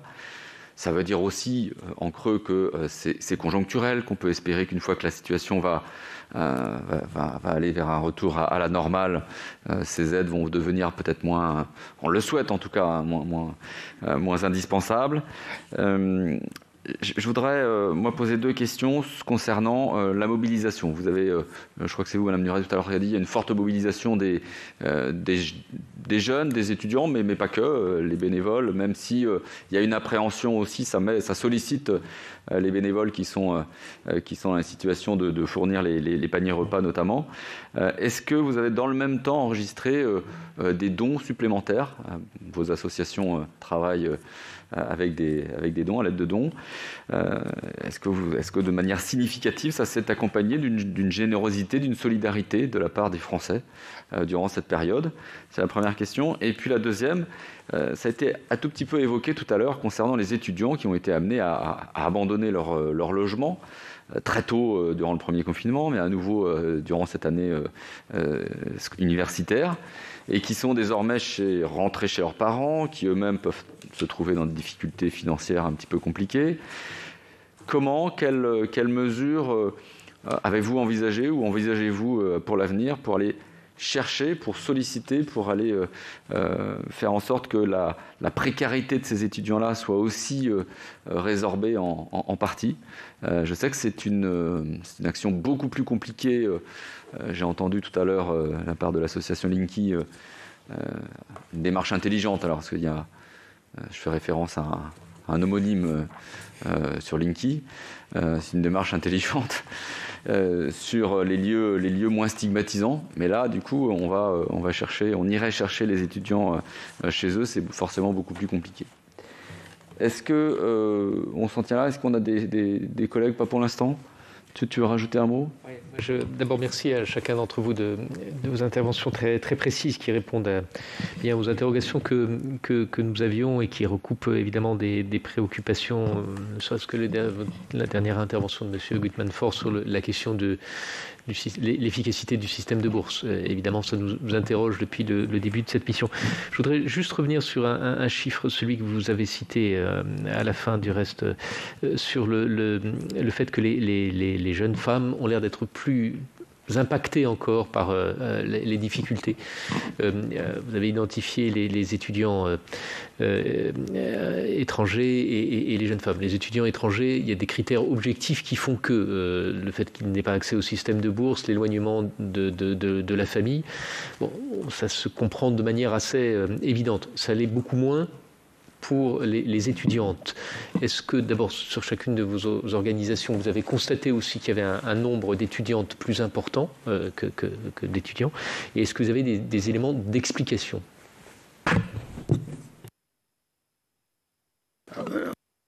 Niveau des Restos du Cœur, c'est là aussi un sujet qui est plus général. Si l'on prend notamment les familles monoparentales, que 26% des familles que nous accueillons sont monoparentales, et 90% de ces familles-là ont des femmes, des chefs-feux de famille à leur tête, qui sont très en difficulté parce qu'il faut à la fois s'occuper des enfants et de la vie courante, de la vie quotidienne, mais également essayer de trouver un emploi. Et quand on voit aujourd'hui les crèches qui ne sont pas en mesure d'accueillir très facilement des formes de diversité dans l'emploi qui est trouvé. On n'est pas forcément disponible tous les jours, on n'a pas d'adaptation. On voit que c'est très difficile de pouvoir s'en sortir quand en plus on a une charge de famille parce que c'est 90% de nos familles monoparentales. Aujourd'hui, ce qu'on a constaté dans les différents points de distribution alimentaire, je rappelle, les Restos du Cœur n'avaient pas vocation à aller au sein des Crous. C'est bien ce que disaient à la fois Ulysse ou Julien. La difficulté, c'était pour les étudiants et étudiantes d'aller vers ces centres de distribution qui n'étaient pas forcément à proximité et qui pour autant y allaient. On a aujourd'hui, je le répète, des dizaines de milliers d'étudiants qui étaient déjà avant la crise, qui fréquentaient ces centres. Aujourd'hui, ce que nous avons, c'est la nécessité d'aller vers. Et effectivement, quand on ouvre des centres d'activité, et parfois on le fait d'ailleurs avec les associations qui sont présentes ici, on a globalement, oui, c'est vrai, une très forte proportion d'étudiantes. La raison, probablement, comme pour plus tard les adultes, c'est que ce sont souvent, malheureusement, encore une fois, des emplois qui sont parfois plus précaires, dans la distribution, dans l'entretien, etc., etc. Et souvent, et encore malheureusement, pas forcément aussi bien payé qu'un emploi masculin. Et on retrouve la même chose au niveau des jobs étudiants, c'est exactement la même chose. Voilà, donc oui, il y a une vraie difficulté à ce niveau-là. Si vous le permettez, Monsieur le Vice-président, sur les deux autres questions, oui, cette période depuis un an, bien évidemment, elle a mis en évidence, il fallait le faire une fois de plus, la générosité des Français, c'est clair. Les Français, c'est un peuple très généreux, il l'a démontré pas forcément par du don d'argent, mais également du don de temps. Vous voyez, vous avez tous évoqué Ulysse, donc c'est une association qui est assez récente et tout de suite vous êtes quelques centaines de bénévoles, etc. Donc on a fait un appel, nous, au mois de mars, quand il a fallu effectivement que les seniors chez nous puissent faire plutôt du télébénévolat. On a fait un appel au bénévolat, on a eu un peu plus de 10 000 candidatures en quelques jours. Donc les Français sont aussi généreux en termes de dons de temps et c'est probablement quelque chose sur lequel, si l'on devait essayer d'anticiper l'avenir, il faudrait peut-être un peu plus travailler ça. La possibilité que n'importe quel salarié, par exemple, ait la possibilité, dans son année, que son employeur puisse lui dire cette année, je te donne 2 jours de travail, et ces 2 jours de travail, tu vas les passer dans une association de solidarité. Il faut qu'on arrive à réfléchir à la suite. On est tous là en train de courir à faire du sauvetage. On intervient tous après la crise. Et grâce à l'État, on peut le dire, les pouvoirs publics ont été très présents. Il y a aujourd'hui des matelas, des amortisseurs sociaux qui nous permettent de tenir la tête hors de l'eau. Mais ça va se diminuer, donc il faut qu'on prépare la prochaine crise dès maintenant. Et ça prend en compte la question du bénévolat, c'est quelque chose qui est important, qu'il faut qu'on mette quelque part dans nos petits cahiers. Voilà, donc se préparer à la suite, on voit qu'on est capable aujourd'hui de travailler ensemble, on est capable de le faire assez simplement. Je crois que tous, on a trouvé des solutions et les innovations, elles sont venues du terrain, dans la réponse qu'il a fallu apporter à chaque situation de crise qui était différente localement. On est capable de se mettre autour de la table, on va tous garder nos libertés d'action, de ton, nos valeurs et nos tailles, mais je suis sûr que si on arrive à mieux anticiper la prochaine crise, en continuant ce que vous faites là, notamment à consulter les associations de solidarité de terrain, mais il faut absolument qu'on essaie de trouver des solutions pour intervenir en amont et non plus courir après cette crise et à chaque fois intervenir en sauvetage. Et probablement que la question du bénévolat est un sujet assez central qu'il faudra évoquer, tout comme on l'a déjà dit plusieurs fois, cette question du revenu, ou on l'appellera comme on veut, mais du petit coup de pouce financier qui permet de se consacrer vraiment à une vraie recherche d'emploi ou à finir ses études un peu plus sereinement. On n'est pas dans de l'assistanat, Julien le disait, on ne franchit pas la porte d'une association de solidarité, que ce soit au sein de sa fac ou à l'extérieur, on n'y va pas avec plaisir. C'est pas vrai. On ne peut pas dire qu'on assiste quelqu'un en l'aidant financièrement. Ce n'est pas vrai. Monsieur Mémon, peut-être. Écoutez, très rapidement, et merci. Cette question de la mobilisation elle est très importante parce qu'elle est aussi au fondement de notre action. C'est-à-dire que nous, quand on a créé Linky, on s'est dit il y a aussi un élan de générosité qui est disponible en France et on peut essayer de mobiliser les gens. Et on peut essayer de leur dire tu veux aider, tu peux aider. Et puis ça peut être relativement simple et tu peux aider de plein de manières différentes. Il y a le don financier, vous l'avez évoqué, mais le don alimentaire, qui est exactement ce qu'on va chercher, puisqu'on a bâti le principe de Linky sur la récupération d'invendus de très bonne qualité, frais, qu'on va chercher tous les jours et qui nous permettent de remplir des colis de très haute qualité qui n'auraient jamais dû finir à la poubelle, ces invendus-là. Mais ça représente pourtant 10 millions de tonnes chaque année, malgré les lois qui sont votées pour limiter le gaspillage alimentaire. La question de la mobilisation, la question de l'engagement citoyen, elle est au fondement de Linky et elle est au fondement de ce que j'évoquais tout à l'heure comme la capacité de résilience des gens et des associations qui permettent de mobiliser ces gens en période de crise. On a eu un élan de présence bénévole, de dons financiers, de dons alimentaires, de gens qui ont dit « je vous appelle, je fais ça dans la vie, je veux vous aider. Dites-moi comment je peux vous aider. Et je vous aiderai de n'importe quelle manière. » Mais j'ai vu à la télé, il y a quelque chose de très affectif, il y a quelque chose de très réactif. Et on est porté en ce sens par une évolution du paysage audiovisuel qui fait moins appel à la réflexion qu'à l'affectif et parfois à l'indignation, mais ça peut être un vecteur de mobilisation intéressant pour nous. On a plein de gens qui, voyant les files d'attente des étudiants, je vous disais tout à l'heure qu'on a eu cette médiatisation dont nous avons profité, mais je pense que toutes les associations, en particulier les associations étudiantes, ont bénéficié aussi, qui ont provoqué de l'indignation dans le pays. Il y a des gens qui ont dit « mais c'est pas possible de voir ces jeunes qui vont à l'aide alimentaire ». Et effectivement, ces jeunes sont en grande partie des jeunes qui viennent pour la première fois à l'aide alimentaire.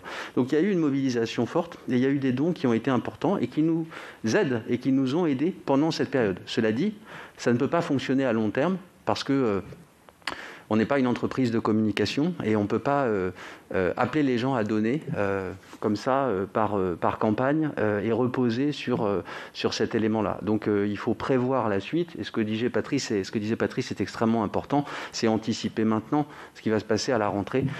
Nous, on est convaincus que certains étudiants vont retrouver une forme de sécurité, une petite partie d'entre eux, mais qu'une grande partie d'entre eux, et notamment ceux qui ont décroché en quelque sorte, qui sont retrouvés dans une situation avec de multiples précarités, on l'a évoqué tout à l'heure, mettront beaucoup de temps à retrouver une sécurité, à retrouver un équilibre. Et donc, il faut que nous soyons là tout le temps que dure la crise, que je disais dans l'intervention liminaire.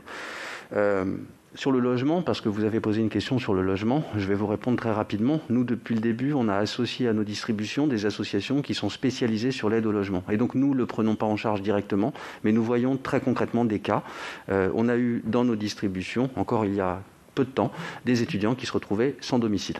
Je pense qu'au Resto, vous en avez eu. Je pense que dans toutes les associations, dans les associations étudiantes, il y en a eu aussi. Il y a des étudiants qui se retrouvent dans des situations dramatiques et il y a plus globalement, et en particulier à Paris, compte tenu de la tension des prix qui existe à Paris, en région parisienne, mais en particulier à Paris, un problème de logement, puisque ça occupe une grande partie du budget et du maigre budget qu'ont les étudiants aujourd'hui. Donc c'est une question, je pense, assez fondamentale dans la question du reste à vivre des étudiants qu'il faut traiter. Mais nous, dans le cadre de notre distribution, disons qu'en quelque sorte, on travaille avec des associations spécialisées, donc nous ne le prenons pas en charge directement, mais nous sommes conscients de cette problématique qui nous semble une des problématiques majeures avec la question de l'hygiène et la question de la détresse psychologique à prendre en charge quand on parle de précarité étudiante. Dernier point sur les jeunes hommes et les jeunes femmes qui viennent aux distributions. Il y a beaucoup d'explications possibles. On a des chiffres qui sont relativement cohérents avec ceux qui ont été avancés ou ceux qui ont été donnés dans la presse à plusieurs reprises. Permettez-moi d'attendre les résultats finaux de l'étude de fond qu'on a menée pour pouvoir donner des explications qui sont des explications peut-être un petit peu plus structurées.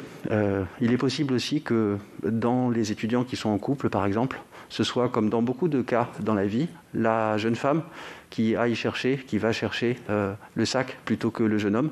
Nous, on a des étudiants qui sont seuls, mais on a aussi beaucoup d'étudiants qui sont en couple, on a des étudiants qui sont en famille, on a des étudiants qui sont venus en couple avec des bébés, on a des étudiants qui sont en 3e année de médecine, en 7e année de médecine. Enfin, ce que je veux dire par là, c'est que les étudiants en précarité, ceux qu'on voit depuis le mois d'octobre, ce ne sont pas que des étudiants qui étaient précarisés au départ, évidemment, ceux-là sont là par définition, mais on a aussi beaucoup de gens qui n'imaginaient pas être dans cette situation aujourd'hui. Donc voilà quelques éléments complémentaires. Alors je suis presque aussi intransigeant que Pierre Ouzoulias pour le timing. Je vais me permettre de donner la parole à deux collègues qui doivent nous quitter assez rapidement, et nous terminerons ensuite la table ronde par vos interventions, si vous me le permettez. Donc d'abord, Victoire Jasmin qui a demandé la parole. Oui, bonjour à tous. Merci, Monsieur le Président. Et je tiens à féliciter toutes les personnes qui sont présentes parce que c'est vraiment très important ce que vous faites. Je suis actuellement en Guadeloupe, mais j'ai eu à voir sur une page aussi à Paris des personnes de la détresse, des personnes qui m'ont aussi appelé, parce que sur la Guadeloupe, il y a des étudiants guadeloupéens, mais ultramarins, qui ont été très sévèrement touchés par ces situations que vous illustrez très bien. Et je vous félicite pour la complémentarité qu'il y a dans les actions que vous faites. Et concernant la situation des femmes, c'est vrai que les femmes, les filles en général, vont au niveau de l'entretien du corps, au niveau de la menstruation, parce qu'elles ont aussi un cycle menstruel. Et on voit bien que très souvent, il y en a eu l'occasion de recevoir des courriers, en tout cas nous les sénateurs, ou peut-être certains, j'en sais rien, mais des courriers parce qu'elles avaient des difficultés pour se doter de serviettes hygiéniques et tout ça. Donc, ne serait-ce que cela, par rapport aux garçons, ça pose effectivement un problème pour l'entretien du corps et des cheveux aussi. Donc, ça, ce sont des champs de dépenses qui sont réguliers. Je tiens aussi à dire que là, il y a quelqu'un qui a évoqué, enfin, bon, vous l'avez dit, la difficulté des jeunes et des étudiants pour aller au prime abord dans les lieux où vous faites des distributions.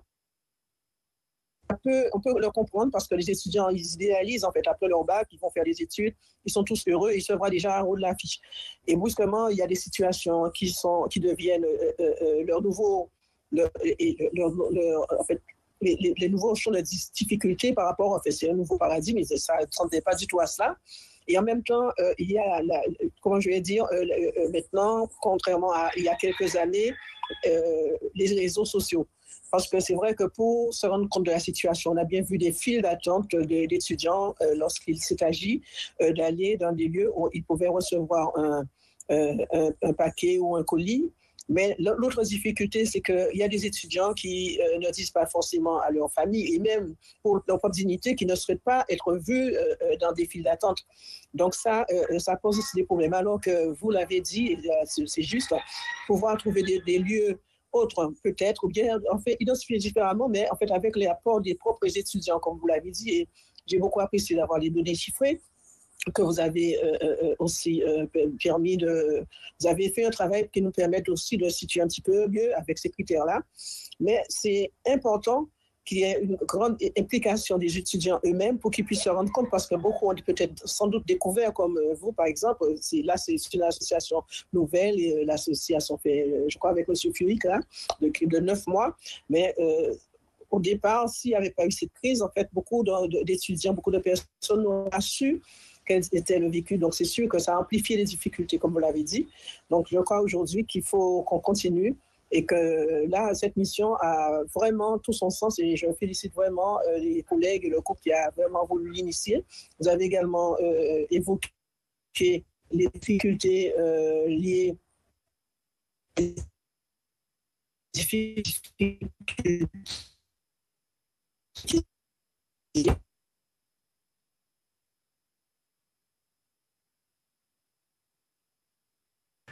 peut-être le... qui sont liées à l'approche psychologique, les problématiques de la santé mentale. Et c'est vrai, il y a eu un tableau, il y a eu effectivement une très grande cohérence. Les différents intervenants ont beaucoup que vous connaissez et que vous qui êtes sur le terrain, vous nous expliquez vraiment pour qu'on puisse après trouver les voies et les moyens avec les collègues et le rapporteur pour améliorer le quotidien et puis se préparer à la suite, parce que là, quelqu'un l'a dit et c'est très important.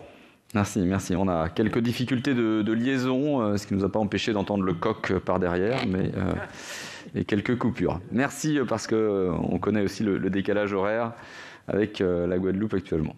On a une courte question de Céline Boulet-Espéronier. Oui, bonjour, sénatrice de Paris, merci à tous. Moi, une courte question qui appelle peut-être une réponse plus longue. Est-ce qu'il existe une proportionnalité quand même entre la mobilisation des Français et l'indignation qu'on puisse citer certaines images, vous faisiez référence, M. Mimoun, aux longues files d'attente par rapport à l'aide alimentaire, et savoir si d'abord les véhicules sont adaptés, c'est-à-dire les moyens, c'est-à-dire qu'à partir du moment où les Français sont indignés en découvrant ces images, est-ce qu'ils ont tous les moyens et une simplification des moyens à leur disposition pour pouvoir aider dès lors qu'ils sont indignés, ou bien est-ce que ça reste malheureusement surtout une indignation et qui ne donne pas lieu finalement à une mobilisation proportionnelle à cette indignation? Voilà, je ne sais pas si je me fais bien comprendre, mais c'est la question que je me pose souvent quand on parle de bénévolat, quand on parle de mobilisation par rapport à un problème, et en l'occurrence celui-ci, parce que de nombreux Français ont été choqués. Mais après, concrètement, qu'est-ce qu'ils peuvent faire? Si vous pouviez un peu rentrer dans les détails par rapport à ça. Merci beaucoup. On a déjà, en effet, un tout petit peu évoqué ça. J'ajouterais sur la mobilisation, peut-être vous avez parlé de partenariat avec les particuliers, bien sûr, avec les pouvoirs publics, assez peu avec les entreprises. Est-ce que vous pourriez rajouter ça? Alors, je vais reprendre dans un autre ordre. Peut-être Mme Nuret pour Agoraï. Du coup, pour reprendre dans l'ordre de vos questions, au sujet des dons, oui, ça a été le cas. On a été énormément aidés, et pas seulement par les étudiants qui sont venus en tant que bénévoles pour prêter main forte. On a eu énormément d'entreprises justement qui nous ont contactés suivant leur secteur pour nous aider directement en faisant don de produits. On a, pour vous donner un exemple, un producteur de thé qui nous a offert plus de 10 000 sachets de thé. Donc là, on a du thé pour 6 mois devant nous. On a des particuliers qui nous ont contactés aussi et qui aident du coup chacun à leur hauteur, soit financièrement, soit en faisant des courses et en nous les déposant ensuite. On a du coup des étudiants qui aident aussi sur les collectes, mais qui diffusent le message à leurs proches, donc parents, grands-parents, famille de façon générale et amis, et donc qui aident à construire tout ce réseau-là. On a aussi des professionnels qui, de par leur métier, se sont mobilisés. On a eu beaucoup d'enseignants en collège, en lycée ou en plus petite classe qui ont souhaité sensibiliser leurs élèves et futurs étudiants à cette précarité.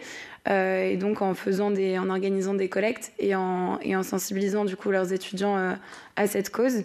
Et on a des restaurateurs aussi qui nous ont beaucoup aidés, puisque en étant fermés, ils ont eu du coup énormément de produits qui se sont périmés dans l'année et dont ils nous ont fait don. Des cinémas aussi notamment, beaucoup d'entreprises du monde de la culture qui nous ont fait des dons donc en produits directement. Et donc oui, des restaurateurs qui se sont mobilisés, les 4000 repas chauds dont je parlais tout à l'heure pendant ma prise de parole, ont lieu grâce à un restaurateur dans le 4e arrondissement qui a souhaité mettre ça en place et qui a contacté une université de Paris ensuite, qui nous a contacté pour tout ce qui est côté organisationnel. Donc au niveau de la mobilisation, oui, elle a été très grande et elle est venue de tous les secteurs. Comparée à l'indignation, je ne sais pas si elle a été proportionnelle, puisque du coup elle est répartie, mais en tout cas cette indignation est quand même utile, je pense, pour répondre à votre question, puisque l'indignation permet d'en parler et d'aborder le sujet et de le diffuser sur les réseaux sociaux notamment, et donc permet à certaines personnes, entreprises ou particuliers, de pouvoir agir ensuite, alors que s'il n'y avait pas cette indignation, beaucoup de personnes n'en auraient pas connaissance et ne pourraient pas aider quand ils en ont les moyens.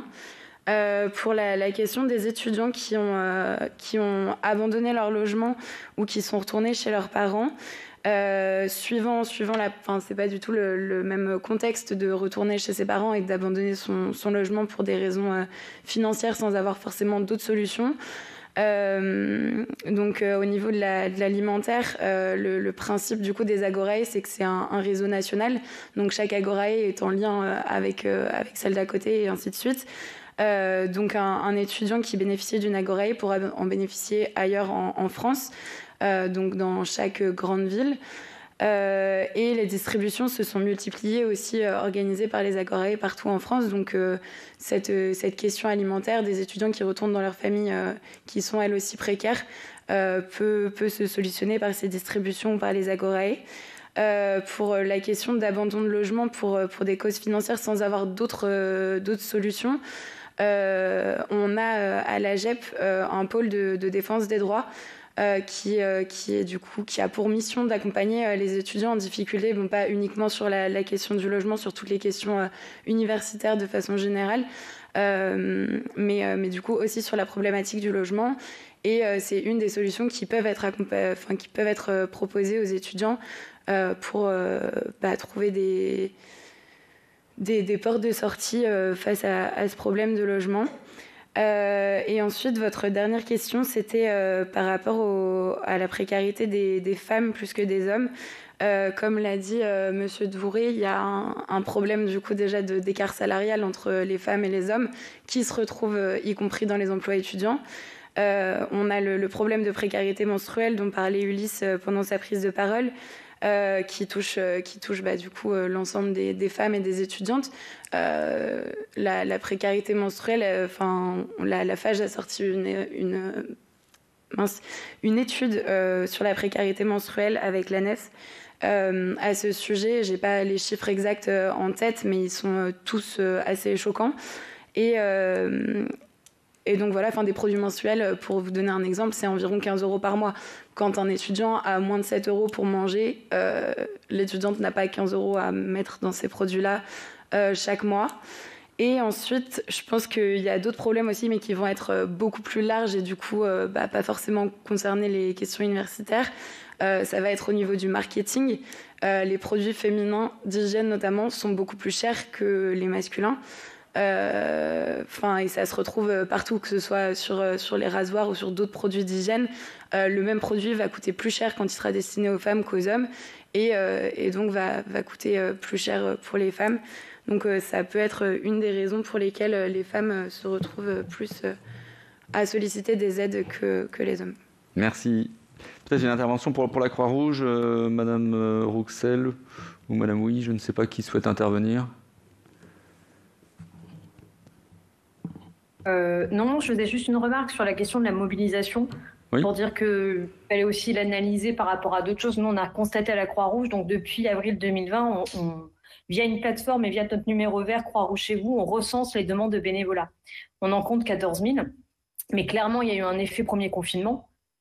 Sur le premier confinement, on a croulé sous les demandes, parce que je pense qu'il y a eu à la fois cet effet de stupeur, mais il y a aussi une envie pour les gens de sortir, en tout cas de se proposer dans leur environnement de proximité. Donc c'est ça qui est intéressant aussi avec cette crise, quand on parle aussi de la préparer la suite. Je pense que ça permet à chacun de nous d'avoir redécouvert l'échelon de proximité. Nous, on avait lancé des opérations confinées et solidaires, comment finalement une personne qui est confinée dans son domicile, elle peut jouer aussi un rôle contre la lutte de l'isolement. Je vais voir ma voisine, un peu ce qu'on fait déjà quand il y a la canicule.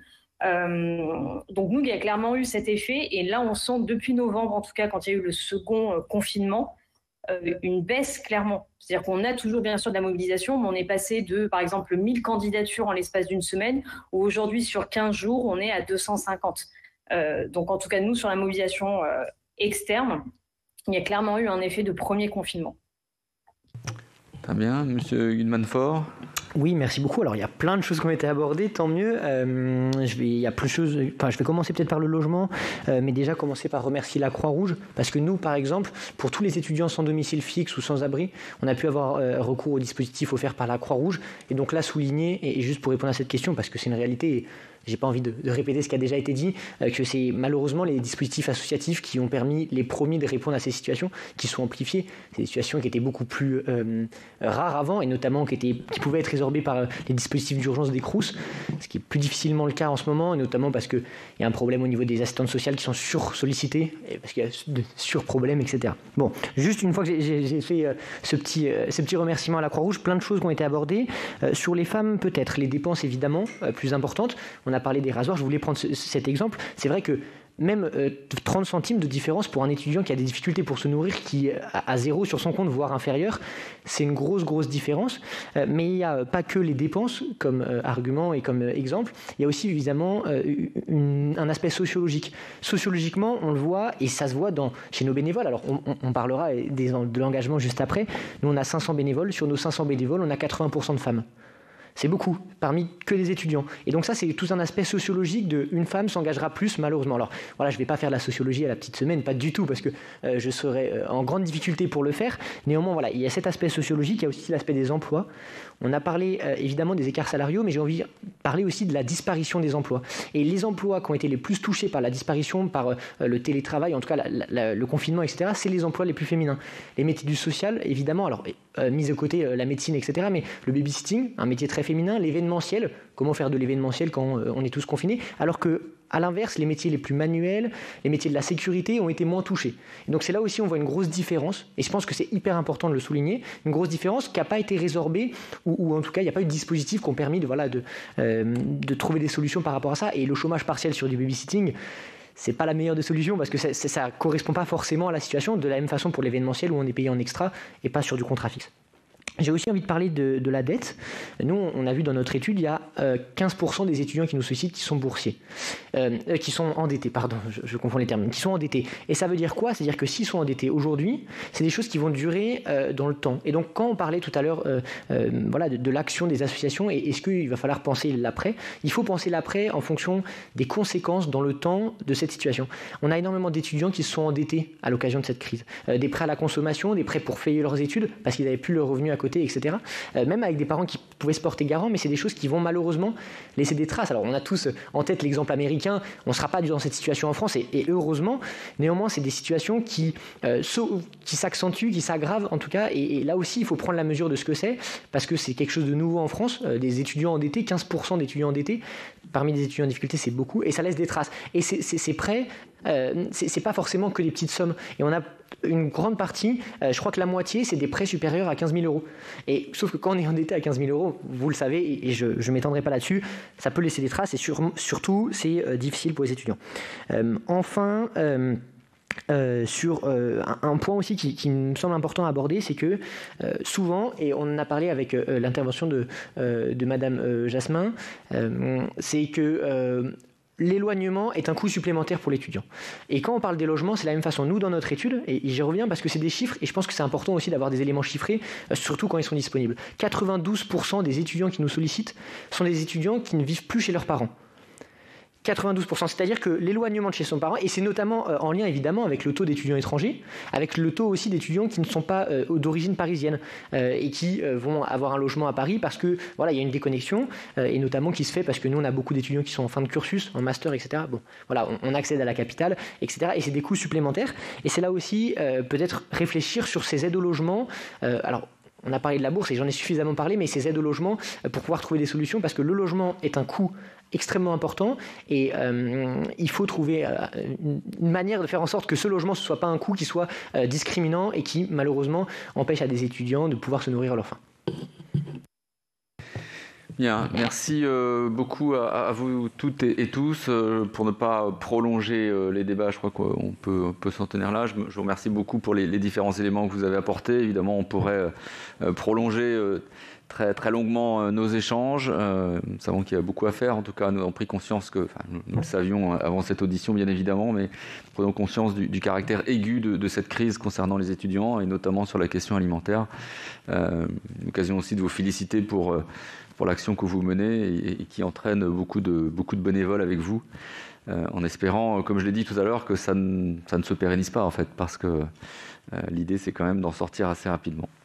Merci à vous, merci monsieur le rapporteur et chers collègues, et bonne fin d'après-midi. Merci beaucoup.